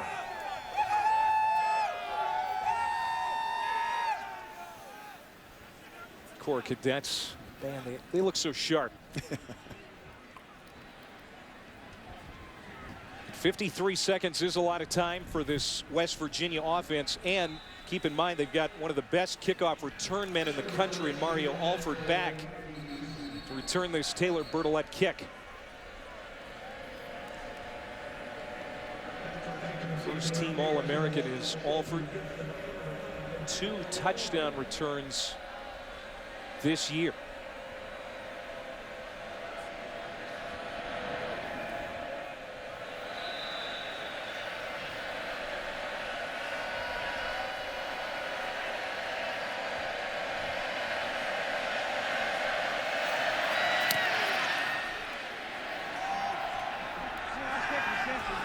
Going to bring it out from about a yard deep. Changes field. Comes to the wide side. Gets across the 20. Now cuts it back. 30, 35, 40. 45 and gets it to midfield. And there's still 43 seconds on the clock. They are already getting very close to Lambert field goal range, who has one of the strongest legs in the country. Alford's got some special speed, man. I'll tell you, he does. You talk about, and listen, Texas A&M is not in their lanes. That huge cutback lane was available. You got to be in those lanes to make those tackles against a speedy return man in Alford. There's Lambert. He had a career-long 55-yarder to beat Texas Tech earlier this year. At about the 37, 38-yard line to get within his range. Smallwood, the 45 of Texas A&M. And we got to speed it up here. You got 30 seconds. Got to have a plan here with the clock ticking down. You got 1 timeout. Got to be smart as a quarterback. Don't force anything in. Get field goal range.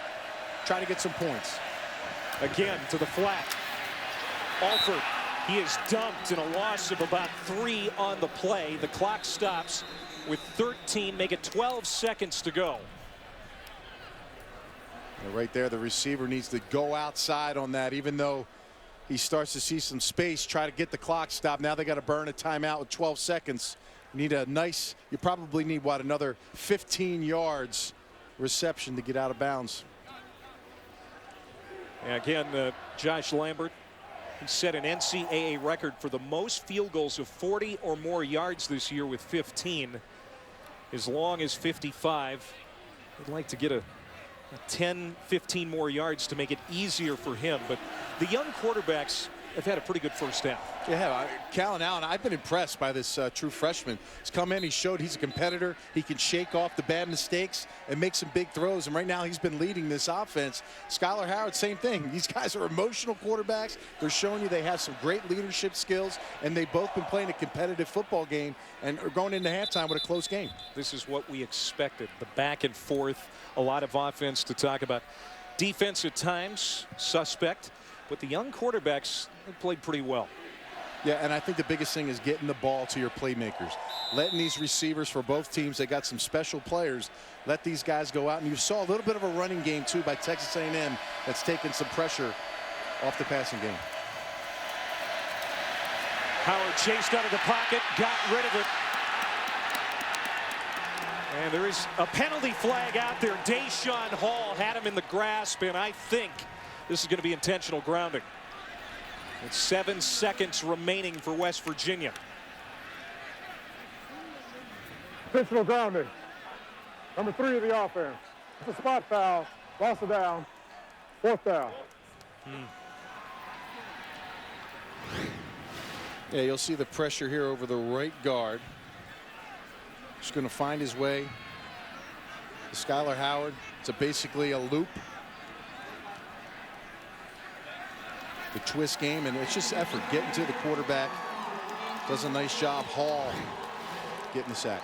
And after that, West Virginia will let the clock run out. And Texas A&M will have the lead at the half, 28-27. What a half it was. 4 lead changes, many big plays, and penalties. A huge factor in this game, including one that kept a drive alive for Texas A&M and allowed them to take the lead here in the first half. Defensive adjustments is what I want to see. Which team's going to make those adjustments to stop each other in the second half? Let's go down to Dawn.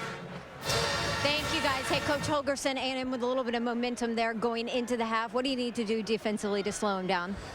Well, you know, they're doing a good job of mixing it up, running pass. You know, I thought we had a thing in pretty good shape there with a couple of minutes to go. We decided to drop a couple of balls on offense, get a couple of holding calls, which put us in some bad situations, gave them the ball back, and then we got to stop them. You know, that's too much for them on offense. All in all, though, Skylar Howard, how would you assess what he's been able to do? Competing. You know, he loves to play the game. He's competing. We got to get him settled down a little bit. He got kind of fired up there at the end, but fun game, pretty entertaining.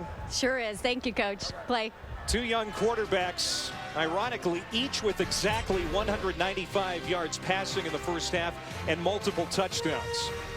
John Saunders, Mark May, Butch Davis in the studio for the halftime report right after these messages.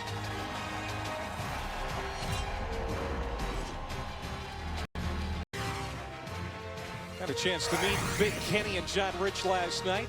Stars of country music, of course, and also Game Day here on ESPN alongside Anthony Beck, I'm Clay Matvick, and 2 young quarterbacks trying to win the job already for next year on display here today and holding their own. Yeah, they've both done a nice job for their teams. You look at Kyle Allen, true freshman, getting his 5th start in a row, and he's been accurate with the football, finding his big play receivers. He had an earlier interception, but he's come back strong. You see the competitiveness in his game, and he's showing the coaching staff here at Texas A&M that he's driven to get this position next season. And Skylar Howard, to me, he's been off in this game and down the field passing-wise, but he's distributing the football to his playmakers. And when you do that, they're going to make plays for you. You saw Alford, Thompson right there, and then your big play receiver down the field, Kevin White. Nice throw, nice catch by both of these guys. 2 quarterbacks that are getting it done so far in the first half. First half stats, and ironically, each quarterback with 195 yards through the air, 3 touchdown passes for Allen, 2 for Howard. Allen did throw the pick 6, but it is Texas A&M with a 1-point lead as we start the second half. West Virginia will get the football to start half number 2, and there is Skylar Howard.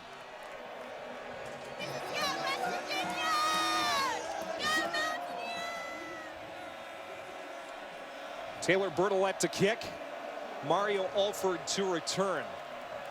Shelton Gibson also back there as well for the Mountaineers. West Virginia's run game struggled a bit in the first half. I'm sure that's something they addressed at halftime as Alford brings it ahead to the 20, 25, 30, and on his feet out to the 34-yard line.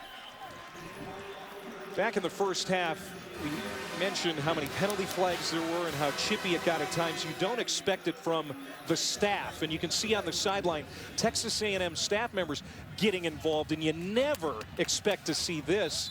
And this shot right there, Avy, that's unacceptable. That's ridiculous right there. And this coach needs to be disciplined by Coach Sumlin. When they go back and see this tape, I didn't catch that in the game, but that's ridiculous that a coach would actually touch a player on an opposing team on the sidelines. I want to thank the folks on Twitter for getting that word out, in real time. We didn't see it. Pretty obvious that some cheap shots were taken on that sideline as Shell gets the carry to the 40-yard line for West Virginia, who had just 41 yards rushing in the first half. That's a gain of 7 for Shell. Well, defensively for Texas A&M, you saw a little pressure at the end there. They were able to get to Skylar Howard right before the half, and Myles Garrett and company, those are the players who are going to have to make things happen to try to stop and bring down some of this offense of West Virginia. 2nd down and 3. Howard wants to throw his first pass attempt of the half, and incomplete contact. Thompson bumping in the secondary with Everett, and it lands incomplete. 3rd down and 3 as we go down to Dawn. Guys, maintaining poise was addressed at the half by Coach Sumlin. He said he told his guys, you don't win this ball game by talking. That's not how it's won. So he did address that. Now, he said defensively he was really disappointed that they haven't been able to force any turnovers. That's going to be a focus here this half. Offensively, he said they've got to help out Kyle. They've got to be able to run the ball to give him a little help. Yeah, A&M just 12 forced turnovers all year, 117th in the country. That's near the basement. 3rd down and 3. Howard sidesteps and throws, but it's incomplete. Alford couldn't haul it in. Kind of underthrown, and now 4th down as West Virginia sees this drive stall out quickly. Good job by Texas A&M. They cover it nice. They force a bad pass by Skylar Howard there and get off the field. 3 and out. That's exactly what they needed to get their offense back on the field. Speedy Noyle, primary return man on punts, kickoffs for Texas A&M, standing at the 20. He's going to see this bounce, checks up, takes a nice Texas A&M bounce the other way to the 35. And that's where the Aggies will have it, leading by a point. We're just underway in the 2nd half here in Memphis at the AutoZone Liberty Bowl. Happy New Year.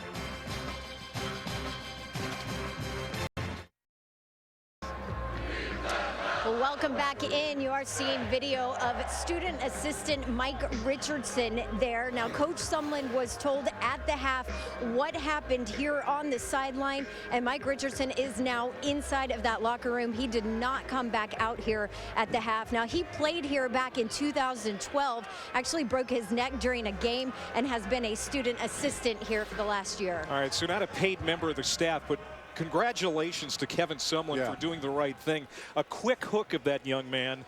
He's not out on the sideline. He shouldn't be. Well, he might be a former player, but if you give him headsets, he's a representation of the coaching staff. And I'm glad, kudos to someone, like you said, for taking care of that business when he didn't see it happen and making a quick, swift move to get him off the sidelines. Malcolm Kennedy on that short reception, 2nd down and 9. Kevin Sumlin has been in the business now a while, and his reputation continues to expand. He is a well thought of head coach, even by the guy on the opposite sideline today, and his character comes through in a decision like that. Yeah, there's no question. I mean, he's risen up the charts. He's gotten the head coaching job. He's a couple of years, he's moved up to Texas A&M in the biggest stage, and he's become a tremendous coach. And he's a tremendous recruiter, Clay. He's getting guys, 5-star players. Players want to come play for him. He's been selling it, and that's been huge for this Texas A&M program, especially the youth that's on the field now. Reynolds is going to move the chains after that catch. Trying to jump that route was Carl Joseph, but Texas A&M gets it out to the 46-yard line. And Sumlin and Texas A&M trying to win a 4th straight bowl game here today. That would be a program record. They're in their 6th straight bowl overall as Carson gets into the 2nd level, gets out of a couple of tackles and takes it to the 16. Darryl Worley, the cornerback, finally brings him down. Oh, it's a great job here. Downhill runner. They just block him up. The offensive line making a quick hold. Nobody's home at the 2nd level. And you better wrap up Carson. He's a big tailback, downhill runner. Having a great game. One of our impact players, Clay.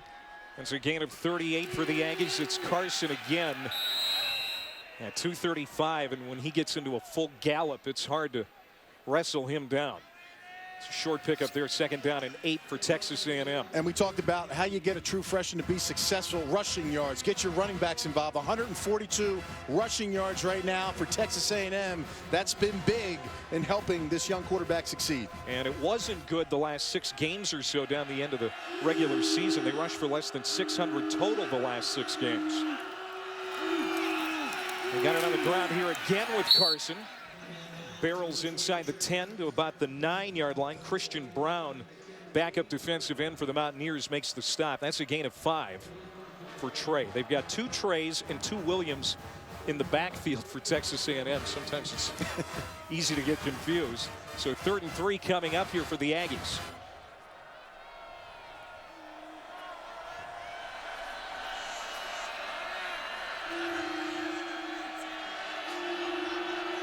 Kyle Allen out of the gun. Play fake. Looking to the end zone. Rolling out. Throws across his body and throws it through the back of the end zone. And it's going to be 4th down. K.J. Dillon, who had that pick 6 in the first half, was right up in Allen's face. And the field goal unit comes out. Yeah, they tried to get a quick slant right off the read. Fake action with the back. Wasn't there. Always tough when you're rolling to the left. As a right-handed quarterback, takes a big shot there by Dillon. Good job by the defense of taking away that inside slant and forcing a field goal, but a nice drive by Texas A&M to get themselves in scoring position. 26-yard attempt for Josh Lambo.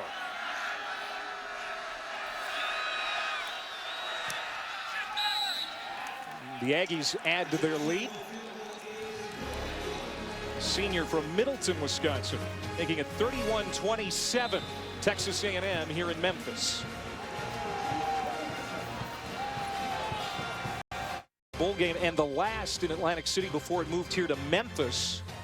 Where we are today for the AutoZone Liberty Bowl, and it's 31-27 Aggies on top of the Mountaineers. And I'm very proud of you today, Anthony Becht, a former Mountaineer yourself. You've been very unbiased. You've tried to have a professional decorum about you, which is unusual. Well, you know what? I mean, listen, I love watching Texas A&M. I think they had a great coaching staff.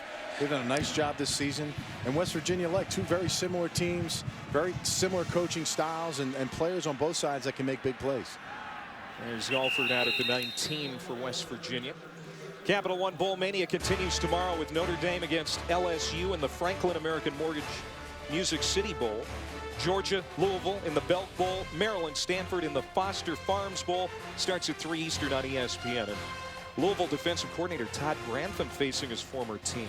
That's going to be interesting. And he's got that Louisville defense churning. I mean, they have played a fantastic year, and that's going to be a team to look out for next season as they start building that offense up behind Petrino.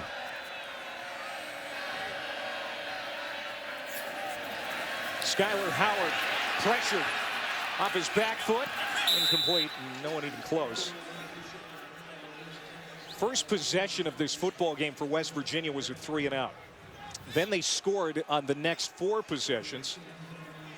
But the last 3, a couple of 3-and-outs and a punt. So they need to get back on track, now down 31-27. Yeah, and we talked about the interim defensive coordinator, linebacker coach Mark Hagan, really making some good changes, putting some early pressure on the quarterback, forcing him to make quick reads. For West Virginia, I think they still have to run the ball, only 48 yards so far. They got some running backs that can do some damage, need to get the ball in their hands.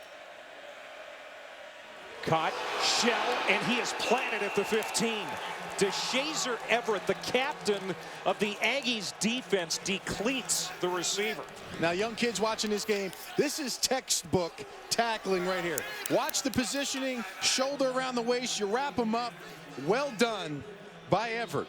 He's a senior. He's a guy that's second on the team in tackles for this team, and he shows you right there the reason why. He's a corner, but he plays like a safety. He's a headhunter. Team's number 2 tackler. He had 16 tackles in a game against Arkansas this year. Now going to the air again, and that's sails high, 2 for Skyler Howard. We said it in the first half, Anthony. When he's missed today, it's been very high. Well, 2 things. Stepping into your throw, setting your feet, and following through with your release. Right now, he's letting the ball off quickly out of his hand. It's sailing over top of his receivers, and you're right, we've seen that several times today. And again, another good defensive stop by these Aggies. Howard now missing on 4 of his last 5 pass attempts. He's going to have to punt it away here. Bounces at the 45-yard line and stays right around that spot on the field. A 36-yard punt. Cue Kyle Allen and the Aggies offense here with 10.5 to go in the 3rd quarter. 15 of 24, 206 yards, 3 touchdowns, and an interception return for a touchdown. He also has a touchdown run, and it was about as impressive as a touchdown run as you're going to see. And for more on him, let's go down to Dawn. Yeah, Clay, you know, Anthony was talking about how impressed he was with Kyle Allen's ability to overcome adversity in that first half. I've been impressed with his demeanor over here on the sideline. Even after a turnover, a disappointing drive, you wouldn't know it by watching him. Certainly doesn't look like a freshman over here. Again, I thought he really proved himself in that Auburn win on the road earlier this season. Nice run after the catch. And that's going to be a first down for Texas A&M. Again, Kyle Allen is playing because Kenny Hill was suspended mid-season. But you talk to the coaches and they say that Hill actually lost the job and Kyle Allen won it. That was before the suspension factored in. Yeah, it was a quick rise and a quick fall for the young man, and obviously paid dearly for some of the mistakes, and he's got to come back and fight back for his position because Kyle Allen right now is leading the team. Trey Williams with a big first down run as you look at Kenny Hill. He even garnered Heisman Trophy consideration after passing for 511 in the opener against South Carolina. But then after that shellacking at the hands of Alabama, he was nowhere near that conversation. Well, the guy that replaces a Johnny Manziel and comes out like that in the first game is going to get some high praise and a lot of cameras in his face. And it was going to be tough for the true freshman, the redshirt freshman, to handle it. Nick Kwiatkowski with the first sack of the day for West Virginia. He's the tackles leader, tackles for loss leader for the Mountaineers. There's Wachuku also in on the stop. That's a loss of 4. Second down and 16. Check that. Hill's a sophomore. Let's not let facts get in the way as we continue to talk out here, right? Got to give good job to correct yourself. Gives you more credit for what Allen's doing as a true freshman. Yes, that's right. There's a run for Williams. And a penalty marker comes out. We're going to bring that back on a hold here.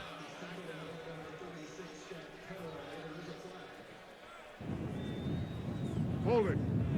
Offense. Number 74. 10-yard penalty. Second down.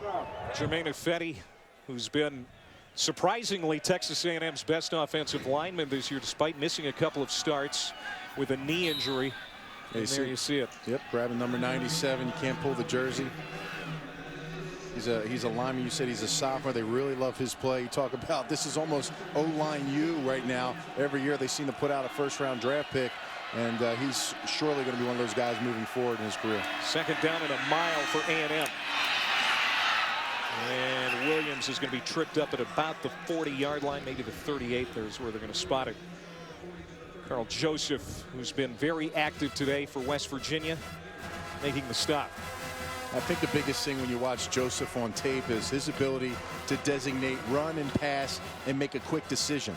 And that's huge at the safety position because you want to be a big hitter, but you got to be shored up in the passing game as far as protection. And he understands and reads things and sees what the quarterback's doing and can process information quickly. Second series of the half for the Aggies. They got a field goal on the last series. Third down and 20. Allen sidesteps a tackle, throwing on the run, has a man caught at the 18-yard line. A pretty pass and catch for the first down. Ricky Seals-Jones with his first reception of the day. Give him 22. Yeah, you see him get outside, and Ricky Seals-Jones just putting his arm up. Big 6'5" target. Redshirt freshman. This young man's got stars written all over him. A lot of young receivers that are going to be big-time receivers in a couple years. Williams bouncing to the outside, gets free, and gets to the end zone. What a run for Trey Williams. Touchdown, Aggies.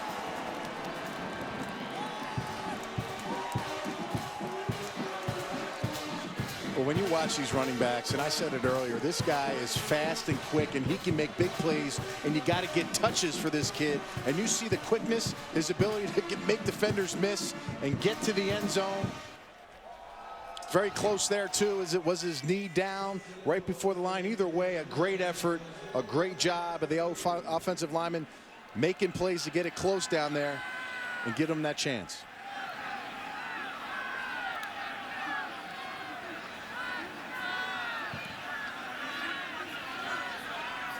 We'll see if they're going to take another look at this.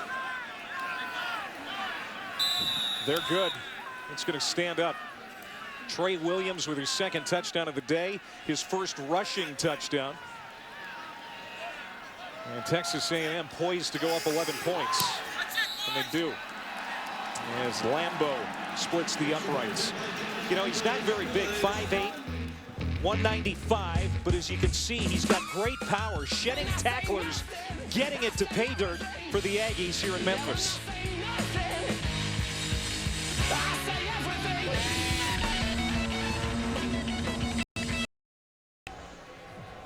Here's Trey Williams on the sideline. Texas A&M now leading by 11. Biggest lead of the game for either team. 38-27. 7:44 to go in the third quarter. 17 unanswered by the Aggies. The Corps Cadets. His overcoat's coming in handy here today. It's chilly. It was supposed to be sunshine today. Isn't that what they were saying in the forecast all week? And what's that guy eating? A corn dog? That thing's huge. That looks good. We got to get one of those after the game. Keep it off that uniform. These guys are spotless. Taylor Bertolette ready to kick it off. Gibson and Alford, as they have been all day, back to return. This one's going to go through the back of the end zone. The first touchback today. Skyler Howard, sophomore quarterback, 12 of 24, 194, a couple of touchdowns, but at times accuracy has been an issue, Anthony. Yeah, I mean, we talked about, I'm not a quarterback guru, but I do understand that quarterbacks have to step into their throw and follow through with their passes. And really, Clay, another thing is lack of reps. We're talking about a guy that just came in, started his first game of the season a few weeks ago against Iowa State to finish the year off, and now he just needs more reps, and right now it's showing a little bit. He hasn't caught stride, and the coaches talked about that. They worried about the timing issues and him hooking up with the big play receivers with White and Alford. And, you know, being 4 for 11 on the deep routes right now hasn't been effective. You got to get back to the running game, if you ask me. And they do just that on the first play of this series. It's Smallwood ahead for about 7. You know, and Howard really benefiting from that extra month of practice after the regular season finale before the bowl game. But nothing is like game reps. Yeah, I mean, it's a small sample size for the young man. The one thing he hasn't done is made an interception and thrown a big pick to give it to the defense, but I think we can help him, just like Texas A&M is doing, is running the football and being effective on that side of the game. And Howard runs here. It's maybe a yard as Walker brings him down. And again, Clint Trickett, who was the tremendous quarterback during the regular season, retired on Friday because of multiple concussions in recent months. And he's going to go into coaching, just like his dad, just like his brother. His brother is the offensive coordinator at Samford. Had Rick, the O-line coach at Florida State. 3rd down and 1. Howard launching it deep down the middle of the field, and it's caught by White. Kevin White, the All-American, down to the 21-yard line. Really great throw. Almost felt like he was going to overthrow the ball. But look at the wind right off the line of scrimmage and the speed to get to the football. Great throw, great catch, and a game-saving touchdown tackle there by Harris. Clint Trickett had great chemistry with Kevin White during the regular season, and Howard was trying to develop that during the bowl practices. They hook up for 45 on that one. Now going to the end zone and nobody home. Contact. White was knocked down, but no penalty flag. Kevin White has really been a phenom this season. Second team AP All-American, school record 7 straight 100 games this year. 1,318 yards, second most in West Virginia history, behind the great Stedman Bailey, who played here several years ago. And all this under the tutelage of Holderson. He's always had that big play quarterback and big play wide receivers. He was a finalist for the Bolitnikoff Award for the nation's top receiver. That award went to Amari Cooper of Alabama. 2nd and 10, incomplete. Alford saw that go through the hands. So now 3rd down for West Virginia. They're going to try to run a slant here, get in front of the defender as a wide receiver, get your hands on the ball a little high. Expect Alford to pull that down, one of their leaders of the receiving core. West Virginia has been subpar on 3rd down today, 4 of 12.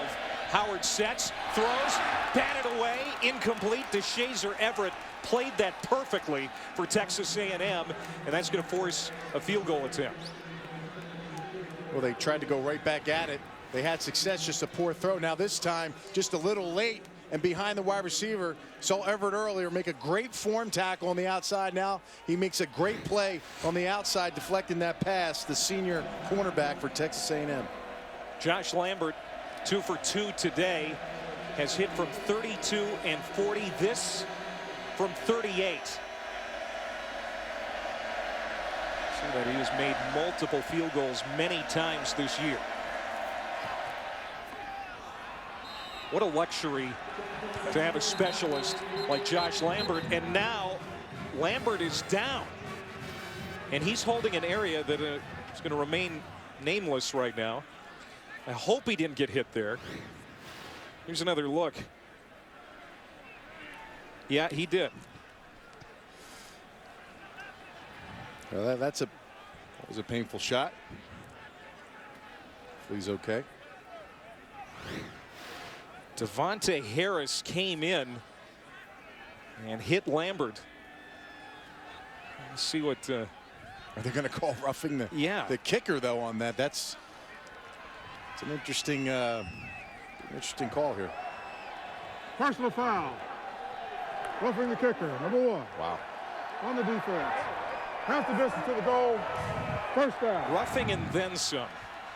Let's bring the fine Riley and see what he says about this one here. That looked like roughing. Yeah, it was rough, all right. Riley Johnson from the ACC.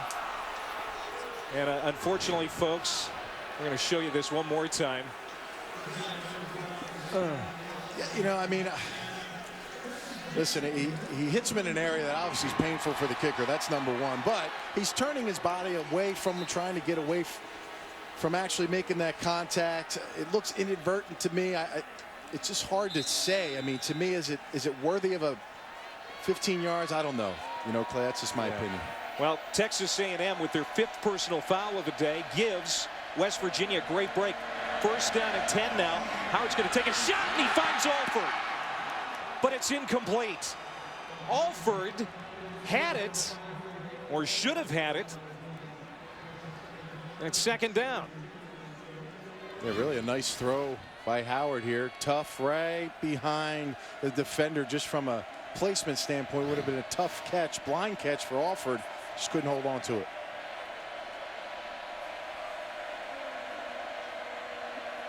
So 2nd down and 10. Alford lined up to the near side this time. He'll go in motion. They hand it off for Shell, and he is whipped down at the 15-yard line.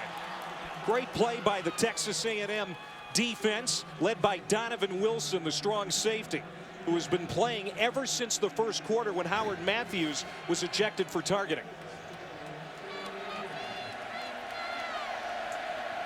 It's a great play right there. Number 18 just shoots through, makes a nice play.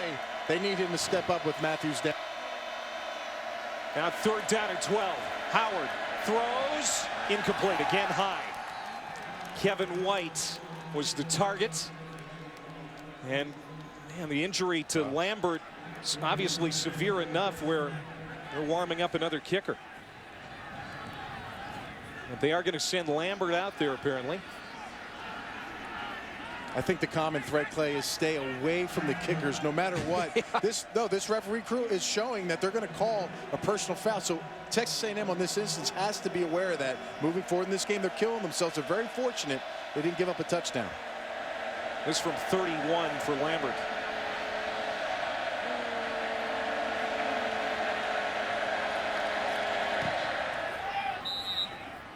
Hey, a tip of the hat to that guy to come on out and perform like that after that play just a minute ago.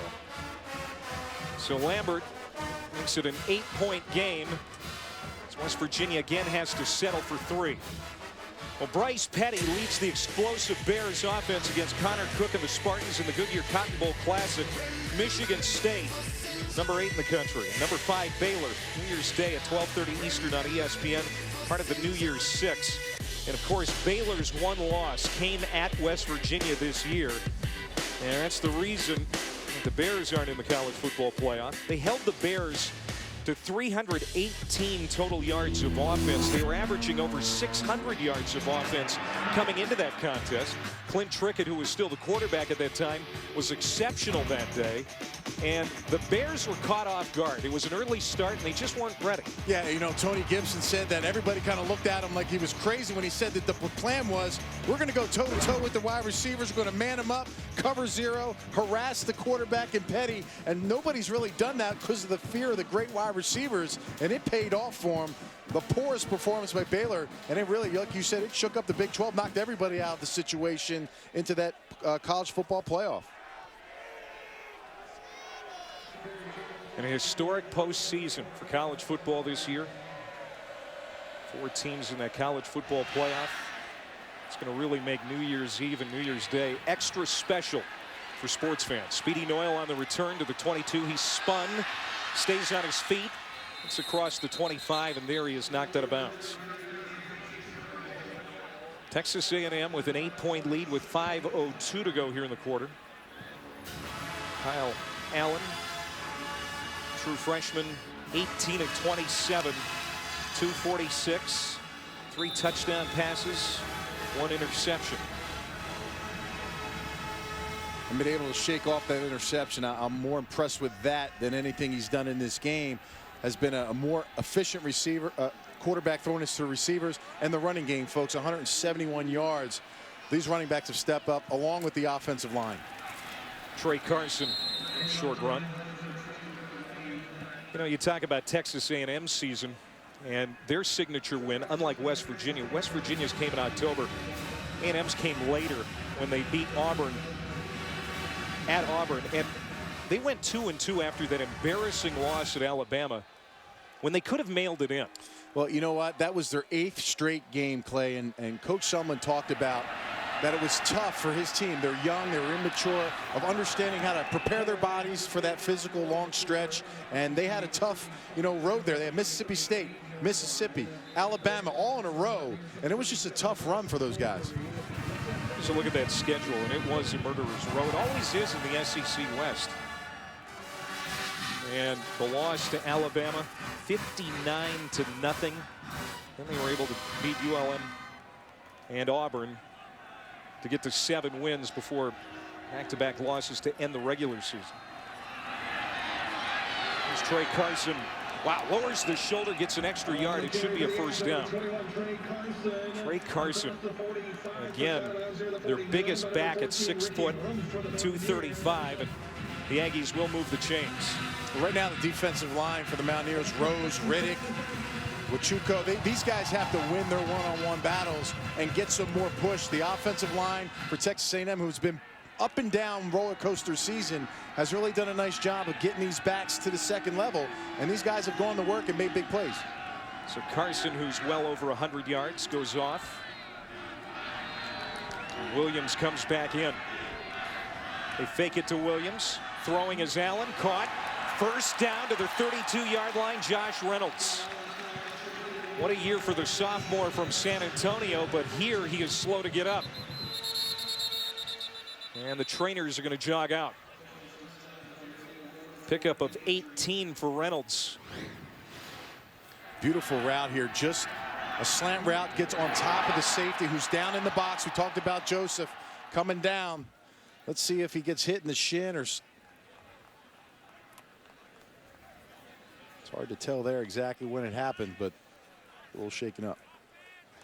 Reynolds, a junior college transfer, has become the #1 receiver for this offense and the team's offensive MVP. And there weren't a lot of people talking about him in the recruiting class for last year. They were talking about Noyle and the other freshman, Ricky Seals-Jones, who's actually a redshirt freshman. Reynolds, not so much, and he's been a star this year. Yeah, 4 wide receivers with 40-plus catches. Great distribution by the quarterbacks for getting them the balls. And these guys are young. Like you said, they're building, they're getting better, they're gaining confidence. Just a little more consistency. Clay, last few games, the big competition playing against Alabama and the Mississippi States, they've dropped a few balls, had some big drops that have cost them in some of these games, and they'll get better. They'll understand. Like you said, 2 former quarterbacks, and Noyle and Seals-Jones, their first full year as wide receivers. There's Tabuyo, Jeremy Tabuyo, the sophomore from Honolulu.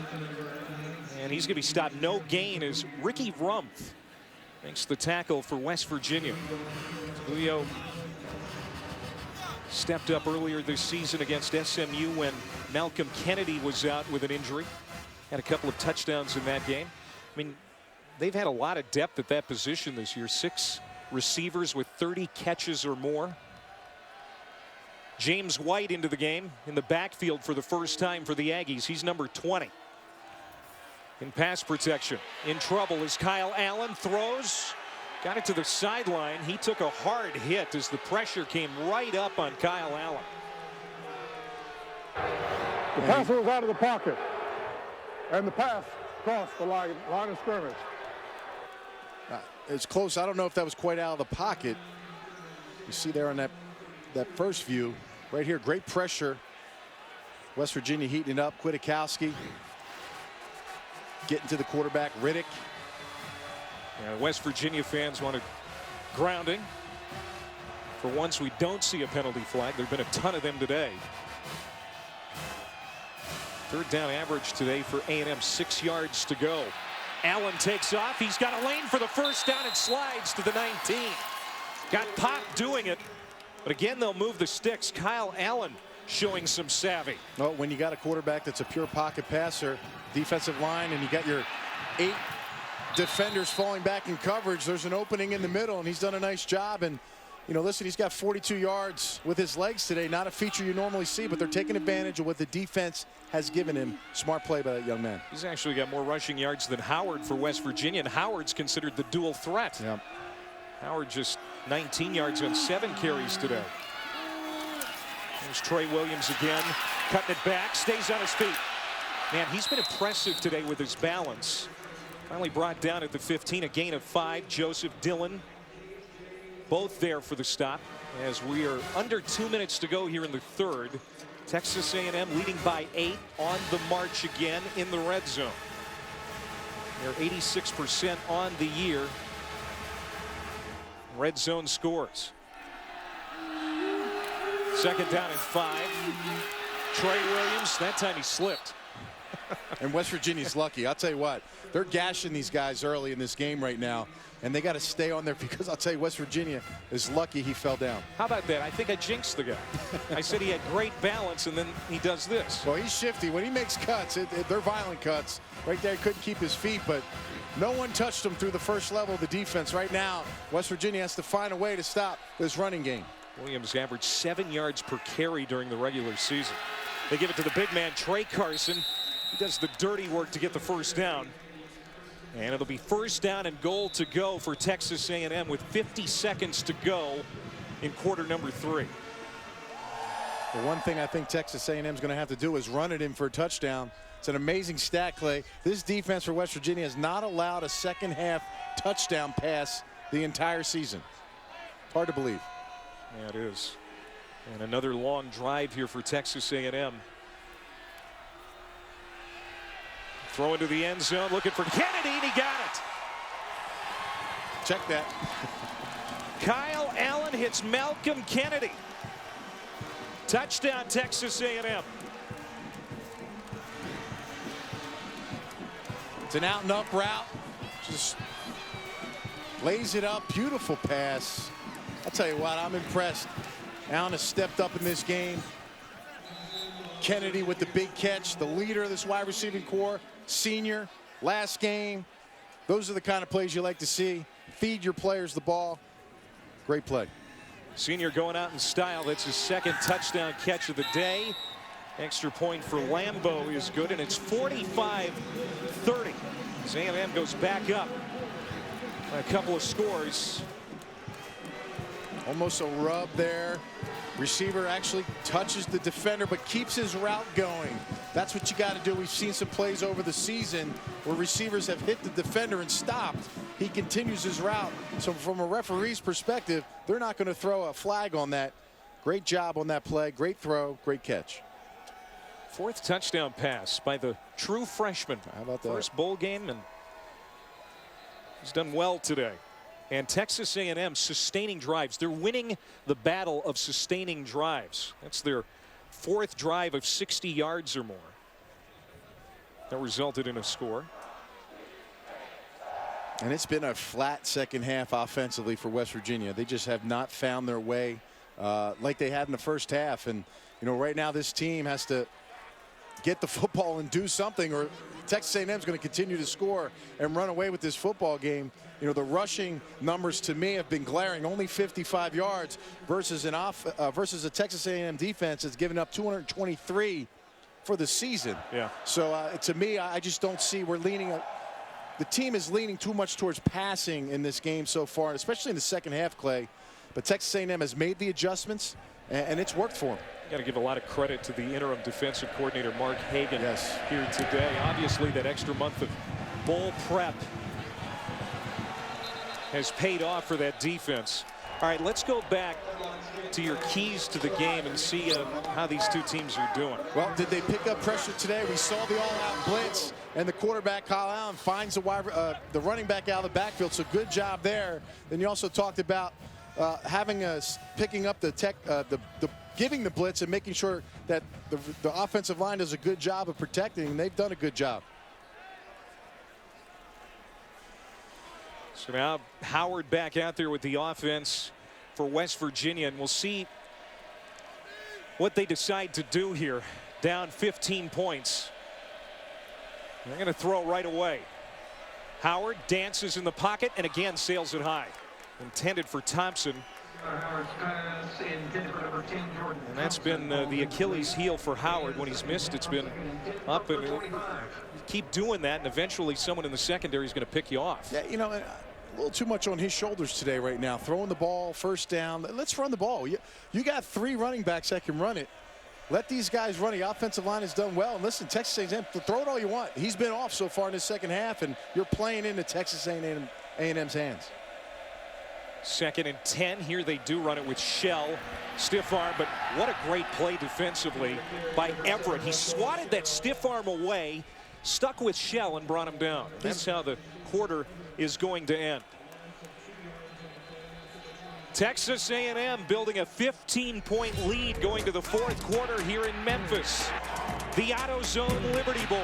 Texas A&M, West Virginia. We go to the fourth quarter when we come back.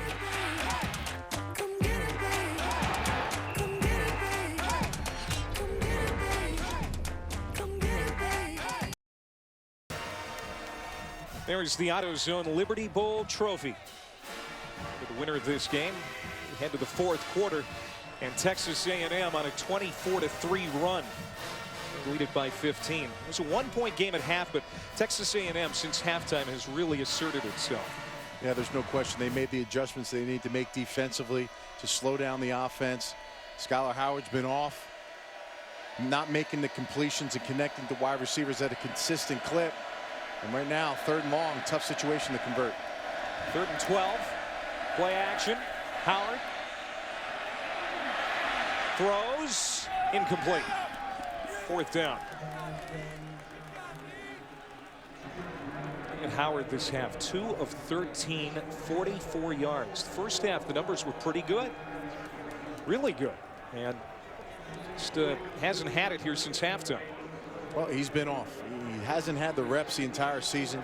Obviously, he came off a big game against Iowa State, but listen, you know, he's still growing, he's still learning. I think that was a big question mark, how he could play a full game back-to-back, especially in the big moment here, Clay, in a bowl game, trying to lead his team. And you know, I think they got to help him out a little bit with the running game. First down's been a big pass down for West Virginia. I think they need to change that up, being 2 scores down. Let's take a look at Kyle Allen's day. He's got 5 total touchdowns, 4 through the air. Listen, this kid's been impressive today.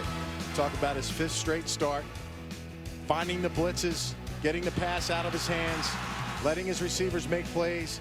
He's been accurate with the football, making a tough slant throw. And then, hey, he's showing he's got mobility too. So everybody's talking about Skylar Howard. Well, look at me, I can run, makes a nice play. And then a little rub route there. Hits the pass, first passing touchdown on West Virginia in the second half of the entire season. He's played well.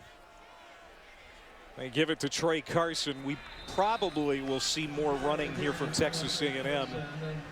As we're now into the 4th quarter, Kyle Allen's numbers 21 of 31, 273. Again, that pick 6, but everything else he's done overshadows that one mistake. Yeah, and you're right, shaking it off and coming back and just playing football again, just having short-term memories. That's always key for cornerbacks and quarterbacks. Wes Tonkery, Sam linebacker for West Virginia, is down. Again, this is his final game in old gold and blue. One of 2 senior starters on defense, Shaq Riddick the other one, which is promising for Tony Gibson and the defensive unit coming back for next year for the Mountaineers. But if you're Coach Sumlin and you're Jake Spavital and you've got a true freshman quarterback out there and a lead and a comfortable one, but it's not a lead where, you know, a mistake or two can't hurt you. Do you start to run the ball and take it a little bit out of Kyle Allen's hands? I like the game plan so far in the second half. They've mixed it up well. I think you keep continuing to put your foot on the pedal because, listen, you talk about 2 teams that run plays very fast, and the clock can start and stop very quickly. There's a lot of time in this 4th quarter. We had a very long first quarter, scored a lot of points. There's a whole quarter left, and this offense of West Virginia has the capabilities and big play wide receivers to make this game close if Texas A&M decides to get conservative. Without rushed West Virginia 216 to 54 today. After that loss of 1, 2nd and 11, they do want to pass here with Allen. Throws, and it is nearly intercepted. Ooh, Carl Joseph is going to be thinking about that tonight. Yeah, Kyle Allen right there made a very poor decision trying to get rid of the football, and you saw there he's holding the ball, he's slapping it, but Carl Joseph has got to make that catch, and they've dropped coming into this game over 7 interceptions, Clay. It's been one of those years they have not been able to get the turnovers, and right there, when you get a freebie, you got to make the play. He's a big hitter. He's been good in coverage, but when that time comes, especially the leader on defense, you got to make that play. 3rd down and 11. Only converted 1 3rd down. Did West Virginia. A&M's been better on that. And that's thrown away, so now 4th down.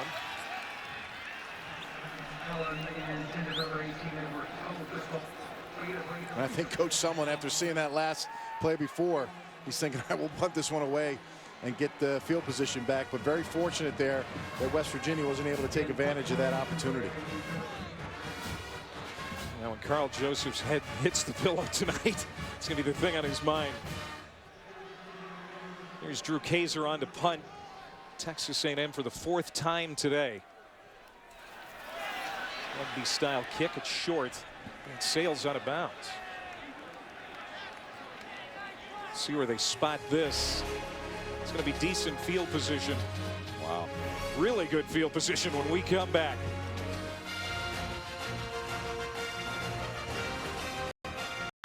All right, Adnan, happy New Year to you. Back here in Memphis alongside Anthony Becht on Clay Matvick. 45-30, A&M leads it. This West Virginia offense is going to start this possession with good field position at their own 47-yard line. What do they need to do to get back on track here? Because they had a good first half. Well, if I'm Shannon Dawson up in the box, I'm chirping down to Dana Holgerson's ear, and I'm saying, listen, my quarterback is 13 for 32. He's not found a groove in the second half. If we're going to throw on first down, let's get quick plays into our receivers' hands to make plays. And I still think, like I said, 54 yards rushing is not enough. I think you got to establish the run here and try to get some yards by your backs. They run it with Smallwood. And he is down at the 44-yard line. For more on that, let's go down to Dawn. Yeah, Clay Skylar Howard came over, visited with Clint Trickett, wanted to know what he saw on their last possessions. And the one thing that Clint told him, you have to relax. Clint telling me that he can tell that Skylar is really pressing just a bit. He thinks that's causing some of his inaccurate throws, some of his high throws. Simple as that. Yeah. The sophomore trying to get this team back in it. He throws incomplete here, looking for Kevin White along the sideline, so it'll bring up 2nd down and 10. But like you said it earlier, Skylar Howard has a lot of pressure on his shoulders today. A lot to ask. Yeah, and he's off right now, and that's the thing. This offense that they run that puts a lot of important throws, a lot of pressures on the quarterback, and you can get exposed. This is his 2nd true start this season. Got to help him out. Had a nice play on first down on the run. Now you find yourself 2nd and long. Continue to run the ball, if you ask me. They're throwing here. Being chased is Howard, and he gets rid of it. Dropped from behind. And is that a flag? Yes. That is Alonzo Williams, who dragged Howard down from behind. And here's my question to number 78. Why did you just do that? What would make you think that the game was all about you there and you had to go throw your hand at somebody's helmet? He's got the block on the After guy. the play, unsportsmanlike. 83 on the defense. Unsportsmanlike. 74 on the offense. They're offset. 3rd down. So they got both guys on that exchange, and both deserving. So Lucas for West Virginia and Williams for Texas A&M. There's Trickett on the left. Skylar Howard, the starter today, just his 2nd career start. 2 touchdown passes in the first half, but the second half has been challenging for West Virginia's offense. And this is a tough scenario right now. 3rd and 10. He's just not on target. White stays on his feet. Ball comes out. Still loose and out. Looks like A&M has recovered. Devontae Harris comes up with the football. Tommy Sanders knocked it loose. And that's the first West Virginia turnover today. Kevin White just trying to do a little too much on this play here. Catches the ball. You got 4 or 5 defenders coming in, not going down, fighting for extra yards, and they slap it out. And that's what happens sometimes. And those defenders doing a good job. And it's been tough to get turnovers. Either of these defenses, it's been a long season, and there's just another turnover by West Virginia. Fumbles have really killed them this entire season. 19th fumble this year for West Virginia's offense, 2nd most in the nation. And we talked to both coaches this week leading up to the game, and they said turnovers are going to be the deciding factor in this game, and that was a critical one there for the Mountaineers. Yeah, it really was. Over 13 minutes to go. They keep it on the ground with Trey Williams, who's nudged out of bounds by Joseph. Williams, it's his 9th carry today, 64 yards on the ground. He gets 8 on that one. 2nd and 2. And, you know, Jake Spadaball, the offensive coordinator for Texas A&M, has done a nice job, Clay, mixing it up. Run, pass, good balance, churning the clock. He's got the lead, and they're moving the football while they're doing it. And right now, West Virginia has no answers on defense. Got to find a way to stop this offense. Sprinting out. Allen kept it. Now, did he lose it? Umpire quick to come in and try to unstack the pile and get a visual on that football. The players certainly were reacting like Allen lost it. They're going to say that it was recovered. It's a loss of 1 on the play, but he did fumble. Look at the replay here. Yeah, it does come out. Again, offensive line for Texas A&M, saving the day. Second time today they've done that, jumping on the football. Shaq Pettaway knocked it loose for West Virginia. He did not play in the first half because of a targeting call against Iowa State in the regular season finale. 3rd down and 3, play fake. That's batted down into the air, and it lands incomplete. And it'll be 4th down.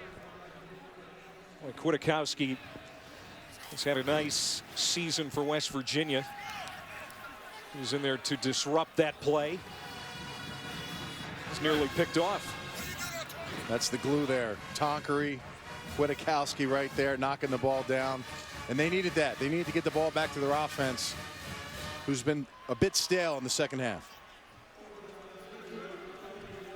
Texas A&M punt here. Back to return for West Virginia. It's Davis, and he's going to let that sail over his head into the end zone. And we're going to go to break with 11:40 to go here at the AutoZone Liberty Bowl in Memphis.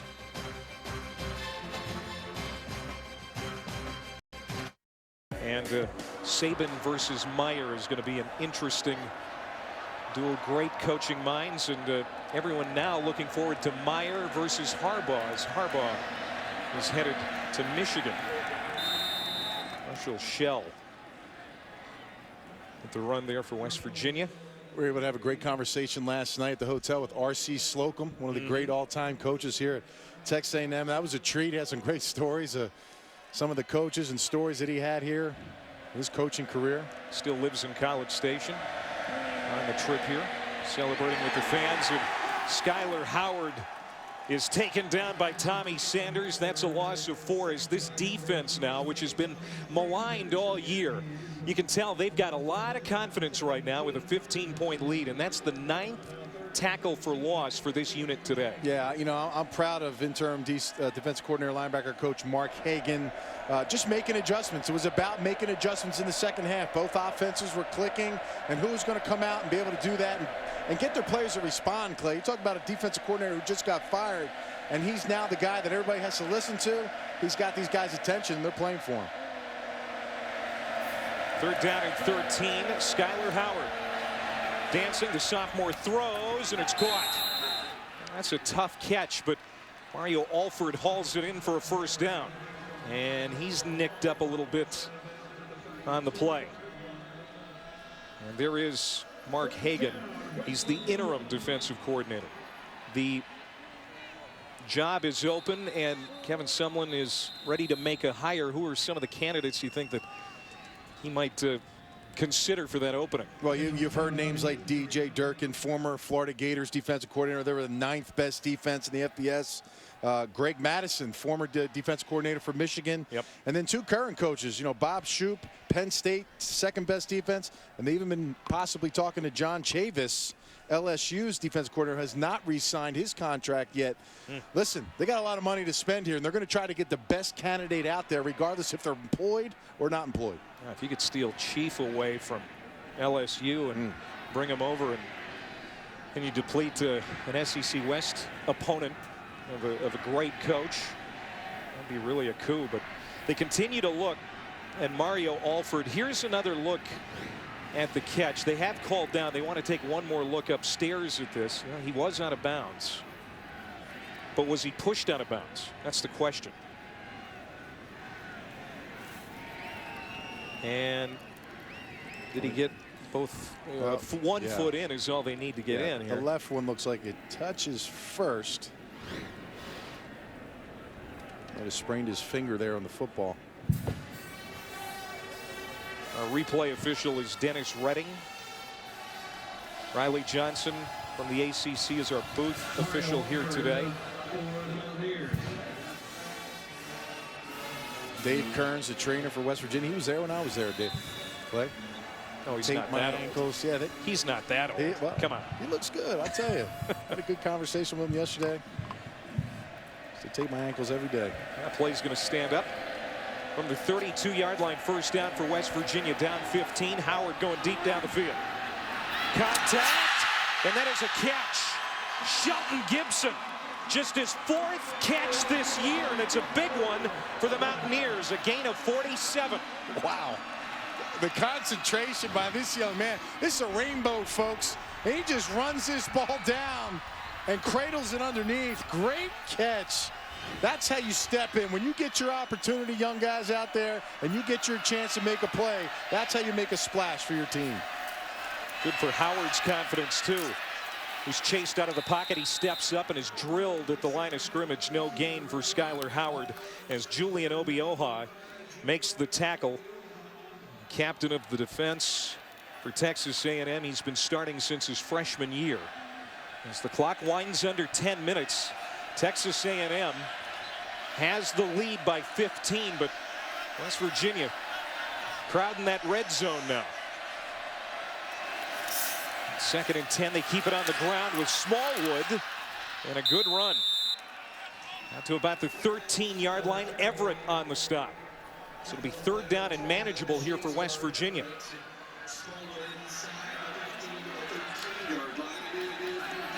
And I think you can still run the ball here if they give you that 6 in the box look.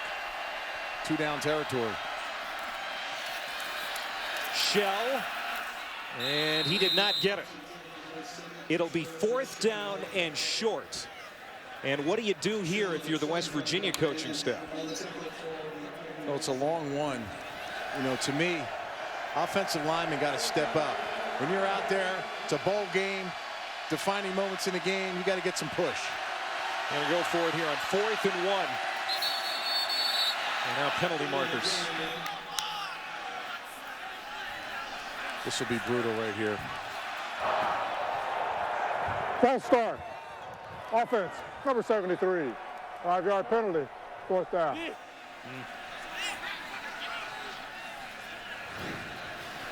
Good eye on the right tackle. I said 63, but I think that was Glowinski, right? No. Yeah, 73's in there right now. Lucas is out of the game. And obviously it's showing.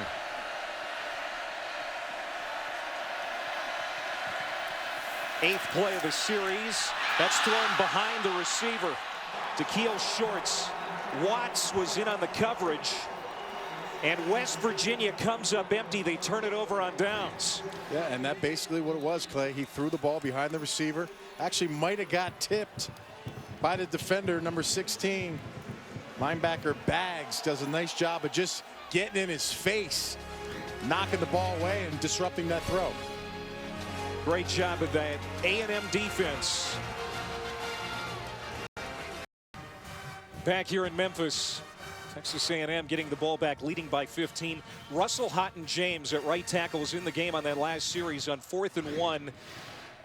He jumped. He's in there for Marquise Lucas, who was pulled off the field after he threw that punch. And so the starter's not in there. It means it's 4th and 6. The next play is incomplete. And you can see Dana Holgorsen very upset with Houghton-James. And you remember when that penalty that for punching the Texas A&M player had said why? It's a selfish act. Well, right there, it shows why it becomes selfish, because now you get a guy that normally doesn't play the position as much, gets an offsides penalty and costs the team. So now the Aggies, with the clock on their side, take over. Trey Carson on the run. It's been a good day for Trey Carson. That's his 19th carry. He gets 7 on that one. He's got 120 yards rushing here today.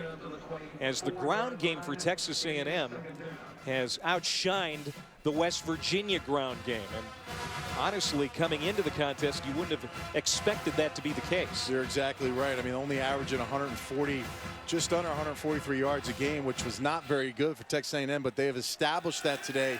Give credit to an offensive line, Clay, who hasn't been really playing up to par, maybe underachieved a little bit this season for Texas A&M, and they're a guy down. You know, Mike Matthews, their starting center, has been out, and number 68, Ben Compton, has come in and done a good job holding the fort down at center, and really he makes all the calls, points out the mic for protection purposes, and really has stepped up today and led this line in playing a very good game. Compton won Texas A&M's Coach's Choice Award, which goes to essentially the best teammate on the team, the guy that does a little bit of everything. That certainly describes Compton. He's been a backup guard, a backup center, a tight end, an H-back. Here's Trey Williams into the secondary. Got out of a couple of tackles and gets out across the 45-yard line. Again, Trey Williams showing his ability to stay on his feet and create big plays. That's an 18-yard run. Yeah, I'll tell you, he's a quick hitter. But look at the offensive line, just controlling, driving the defenders back. Right now, they're dominating the line of scrimmage. Look at Compton. He's running right next to the running back, 15 yards down the field. I mean, you talk about a kid that started 3 games and he's a senior. One of them was as a tight end. I talked to Mike Matthews, the starting center, before the game. I said, tell me about Compton. He said, all I can tell you is he's nasty. He's looking to rip your helmet off every single play. And you see the hustle. You got to love that, these young players. And Trey Williams hits it across the midfield stripe, a gain of 5. Kwiatkowski wraps him up. And you see Compton limping a little bit, but he's not coming out. You can bet that. Oklahoma Clemson, the Russell Athletic Bowl coming up as soon as we are done. It's currently on ESPN 2. And then later tonight, it should be good when Arkansas meets Texas. Former conference rivals. They used to meet every year. One of the great rivalries in college football, renewed here in the postseason. Play fake on second down. Allen is spun back and sacked at the 38 by Wachuku. Second sack today as we go to the studio for an update with Adnan. All right, thank you very much, Clay. As you just mentioned, Oklahoma and Clemson just underway over on ESPN2, also available on the Watch ESPN app. It is the Russell Athletic Bowl. It'll be coming up right here on ESPN once your game concludes. So a little bit of channel flipping right now as we enjoy a great day of college football. Back to A&M in West Virginia. Clay?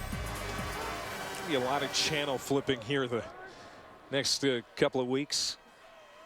Great sports on TV, especially college football, with the very first college football playoff set to unfold as Allen takes off on 3rd down and 17. He'll get a handful back as that clock winds under 5 minutes now, and Texas A&M, even though they're ready to punt away, things look pretty good for the Aggies right now to get out of Memphis with their 4th straight bowl victory. Yeah, well, you know, 4.5 on the clock. West Virginia has shown that they can score quickly, but today the quarterback has just been, second half especially in this game, has just been inaccurate. They haven't been able to get the passing game going, Clay, and they haven't been able to help him with the running game, which obviously Texas A&M has taken advantage of and ran the ball effectively. Kaiser shanked his last punt. Better on this boot. And a fair catch called for inside the 10-yard line. It's a 51-yard kick for Kaiser. 4:19 to go here at the AutoZone Liberty Bowl in Memphis.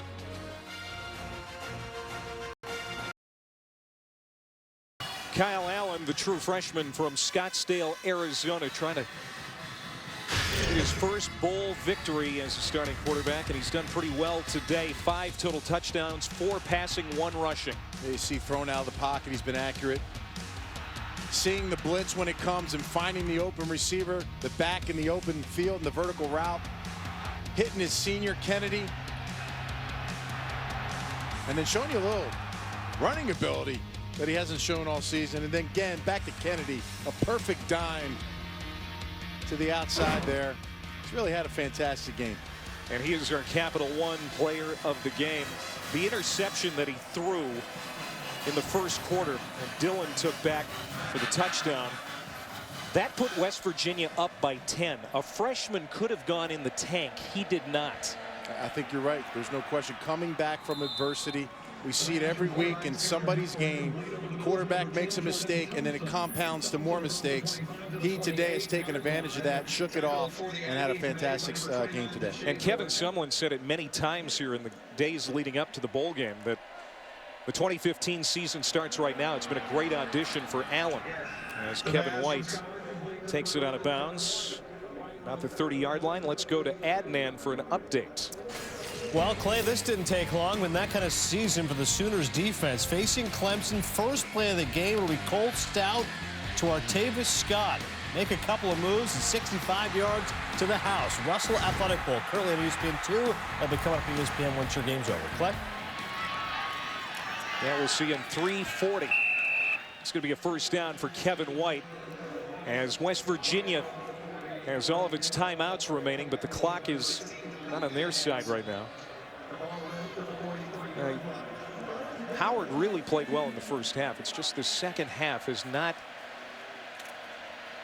been his. He's forced out of the pocket, looking downfield, throws it away. We've seen more of that stuff here in the second half. And you talked about it earlier about putting a little too much on his shoulders here in the second half. I just thought that they could have ran the ball a little more in the second half, tried to mix it up, give him more balance, give him some confidence with some quick passes. And so far in the second half, they haven't been able to do that. Now we got a player down for Texas A&M. It's Deshaun Hall, the defensive end. Kevin Sumlin, a win here gives him 28 in 3 seasons at Texas A&M. That would be the fastest 3-year start for a head coach at Texas A&M. That's including Bear Bryant, the aforementioned R.C. Slocum, Sherman, all the guys they had there. Well, fans, tune in to ESPN3 for the postgame trophy ceremony presented by Capital One. That's immediately following the game. Right here from Memphis, the AutoZone Liberty Bowl postgame trophy presentation presented by Capital One. And making his way to the sideline, it's Deshaun Hall. I think the biggest thing for Texas A&M as they talk scheme on the sidelines as a defense is their secondary can't get beat. Can't have any of these wide receivers for West Virginia run past you. Guys like Kevin White, learn from your mistakes, keep them in front of you, and just beat good tacklers. Good form tackles, make them earn every yard with 3:25 left in this game, and you'll find yourself in a good position.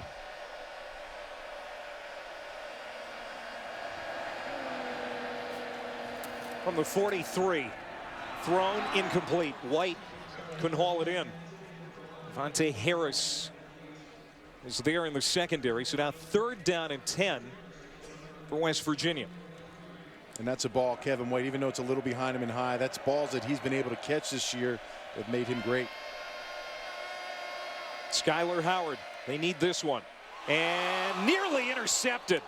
Armani Watts, the true freshman playmaker in that Aggies secondary, nearly iced this football game.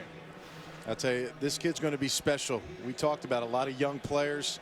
Reads the route, almost gets the interception. He's got 3 on the season, leads the team as a true freshman. He's going to be a good player here in the future. This might be it for West Virginia. On 4th down. Howard steps up, he's got it. And he's down to the 40 of Texas A&M. The ball comes out at the end, and they're going to say he was down at the 39. But Skylar Howard keeps the drive alive, an 18-yard run with 3:10 to go. Yeah, you see here, he's trying to make a play with his legs. Good job. Elbow hits the ground, ball bounces out. Correct call.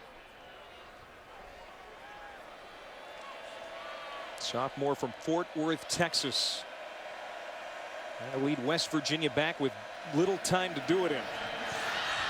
Good run here for Smallwood.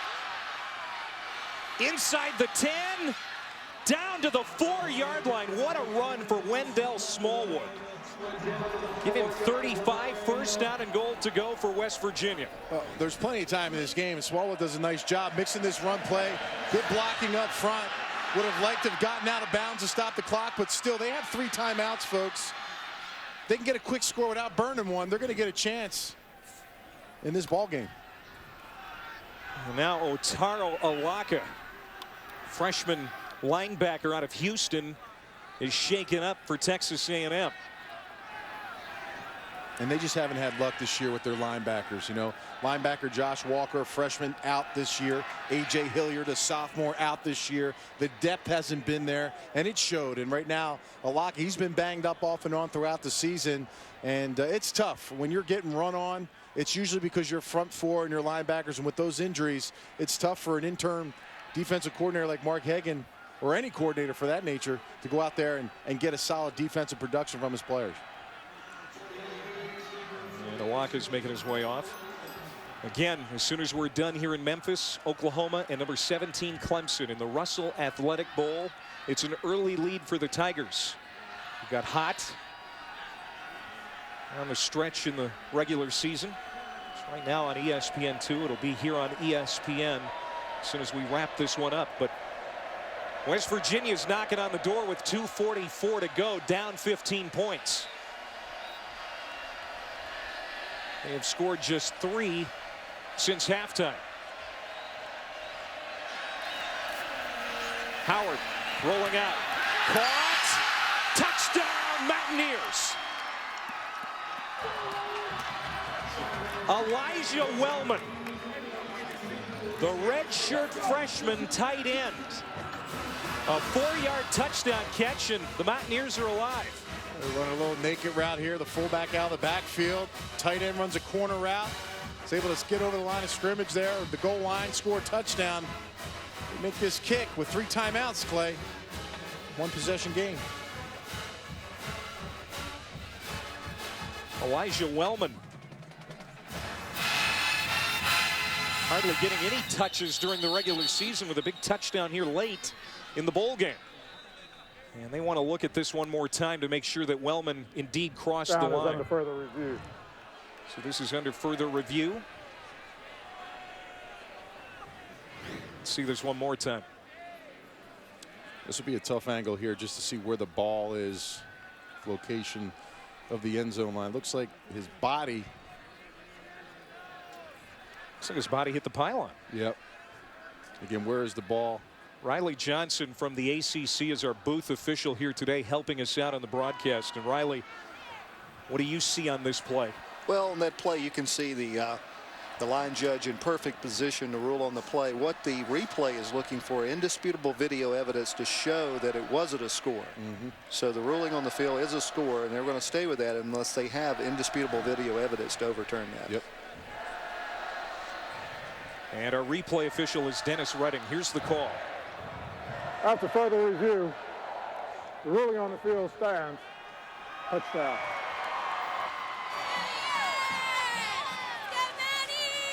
So you can't count West Virginia out of this thing just yet. There's plenty of time for this team. They make this kick. 3 timeouts left. Defense can make a stop. Be an interesting finish. Interesting to see. Would they try an onside early, or would they wait and try and get the defense to get them the ball back the old-fashioned way? Yeah, 3 timeouts, kick it off, go down there and just rely on your defense. 45-37 with 2:32 to go, and we've got an interesting finish ready to come our way here in Memphis at the AutoZone Liberty Bowl. Yeah, I'll tell you, it's been a great game, really. You talk about Texas A&M having to come back. They've been down for the early part of this game, but Kyle Allen, the true freshman quarterback for Texas A&M, has led this charge, and the running game has also been effective for this team. Even though Skylar Howard has struggled for the lion's share of the second half, that was impressive to get the team in the end zone in crunch time. Well, it's been an up-and-down game for him. I think the things you see out of him is his competitiveness, his ability to run the football. He's just got to get more reps throwing the football. You see there's big numbers for him in the passing game. There's been some incompletions, obviously, that have been some wide-open receivers he hasn't hit. But I think as you see what he's doing, he's got an understanding and a grasp of this offense. And you see the competitiveness and the will out of him to be a very good quarterback. He's just got to develop and get more games under his belt. 8-point game, Texas A&M hoping to get it back here with 2:32 to go. Teams with all 3 of their timeouts remaining. See what the kicking unit decides to do here. They are going to kick it deep. And it's going to roll into the end zone, so Texas A&M will have it at the 25-yard line. And they have to really protect the football now, because they cough it up. West Virginia is opportunistic, and they can score quickly. Well, Texas A&M has to get a first down for sure, because if every play they stop, they're going to call timeout. Kyle Allen's going to have to finish this game. And on the other side on defense, Tony Gibson got a raise for a reason. This defense has stepped up, played well. He's called it well throughout the season. This game hasn't been as clean. Let's see if they can put something together for this one series and get a 3-and-out. Kyle Allen takes the snap and they hand it off. Burn as much clock as they possibly can with Trey Carson on that carry. And immediately a whistle as West Virginia burns one of its 3 timeouts.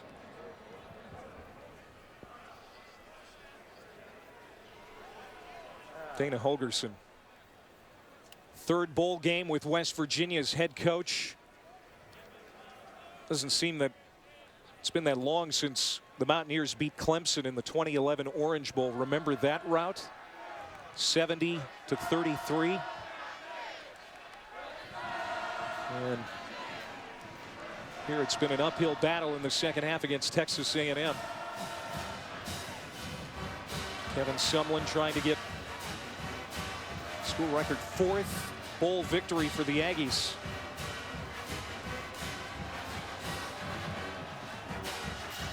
Four straight is what they're looking for. 2nd down and 9 after that West Virginia timeout.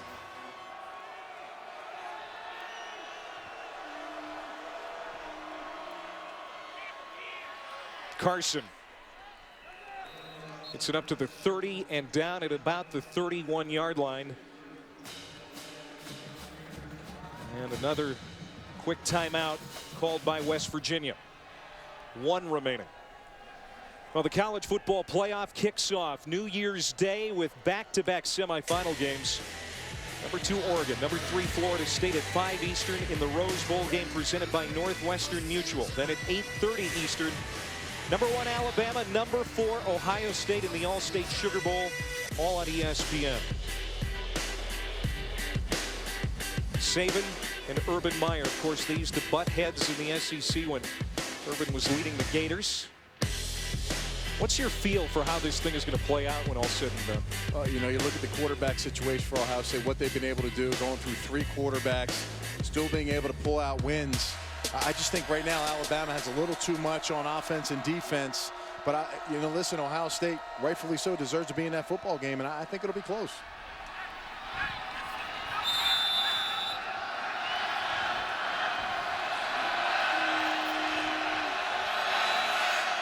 Aggies looking to get to the 35. Got it.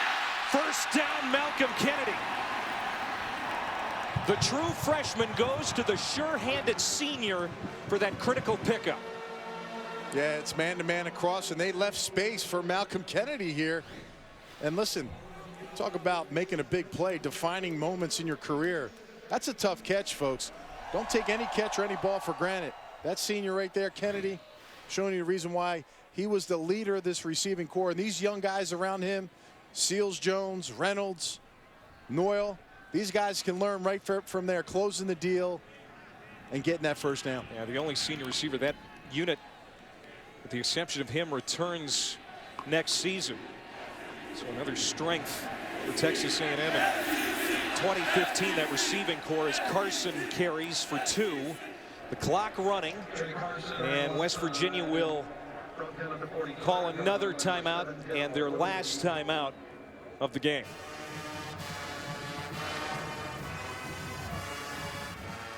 If you look at Coach Sumlin, what he has coming back, Clay, the recruits, the 5 stars, the 4 stars, he's getting them. I think he has to find himself a defensive coordinator. We talked about that early. They got a new offensive line coach to get this line cranked up and really feed off of what they've done in this bowl game, because they ran the ball effectively today. 257 yards, Clay, well above their average. So that's something promising from a team that really hasn't had that balance that they've shown today. Talked to Dave Christensen, the new O-line coach and run game coordinator yesterday. He was at the walkthrough, the former Utah offensive coordinator, already with Texas A&M. And he's excited about players coming back on that O-line and in the run game. All 3 junior running backs will be seniors next year. So West Virginia's out of timeouts with a minute 33 to go.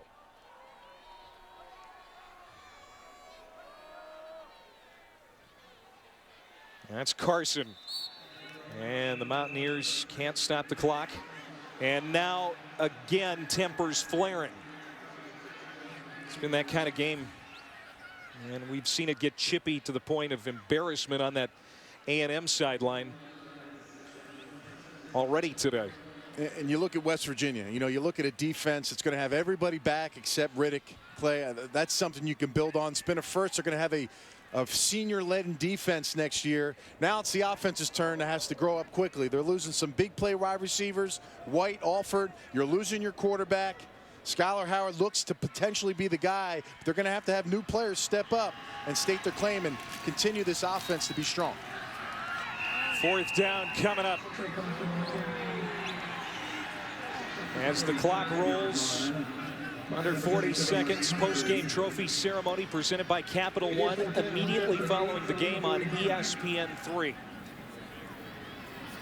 And don't forget the Russell Athletic Bowl. We'll get you out there as soon as we're done here in Memphis.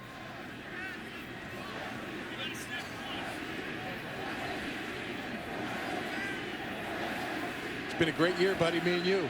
I'll tell you, it's been a pleasure. You did a nice job, too, staying unbiased as a former Mountaineer today. I'm proud of you. Thank you. I appreciate that. Happy New Year to everybody out there. There's going to have to be one more snap, I believe. They're going to take the penalty here, and there is going to be one more snap.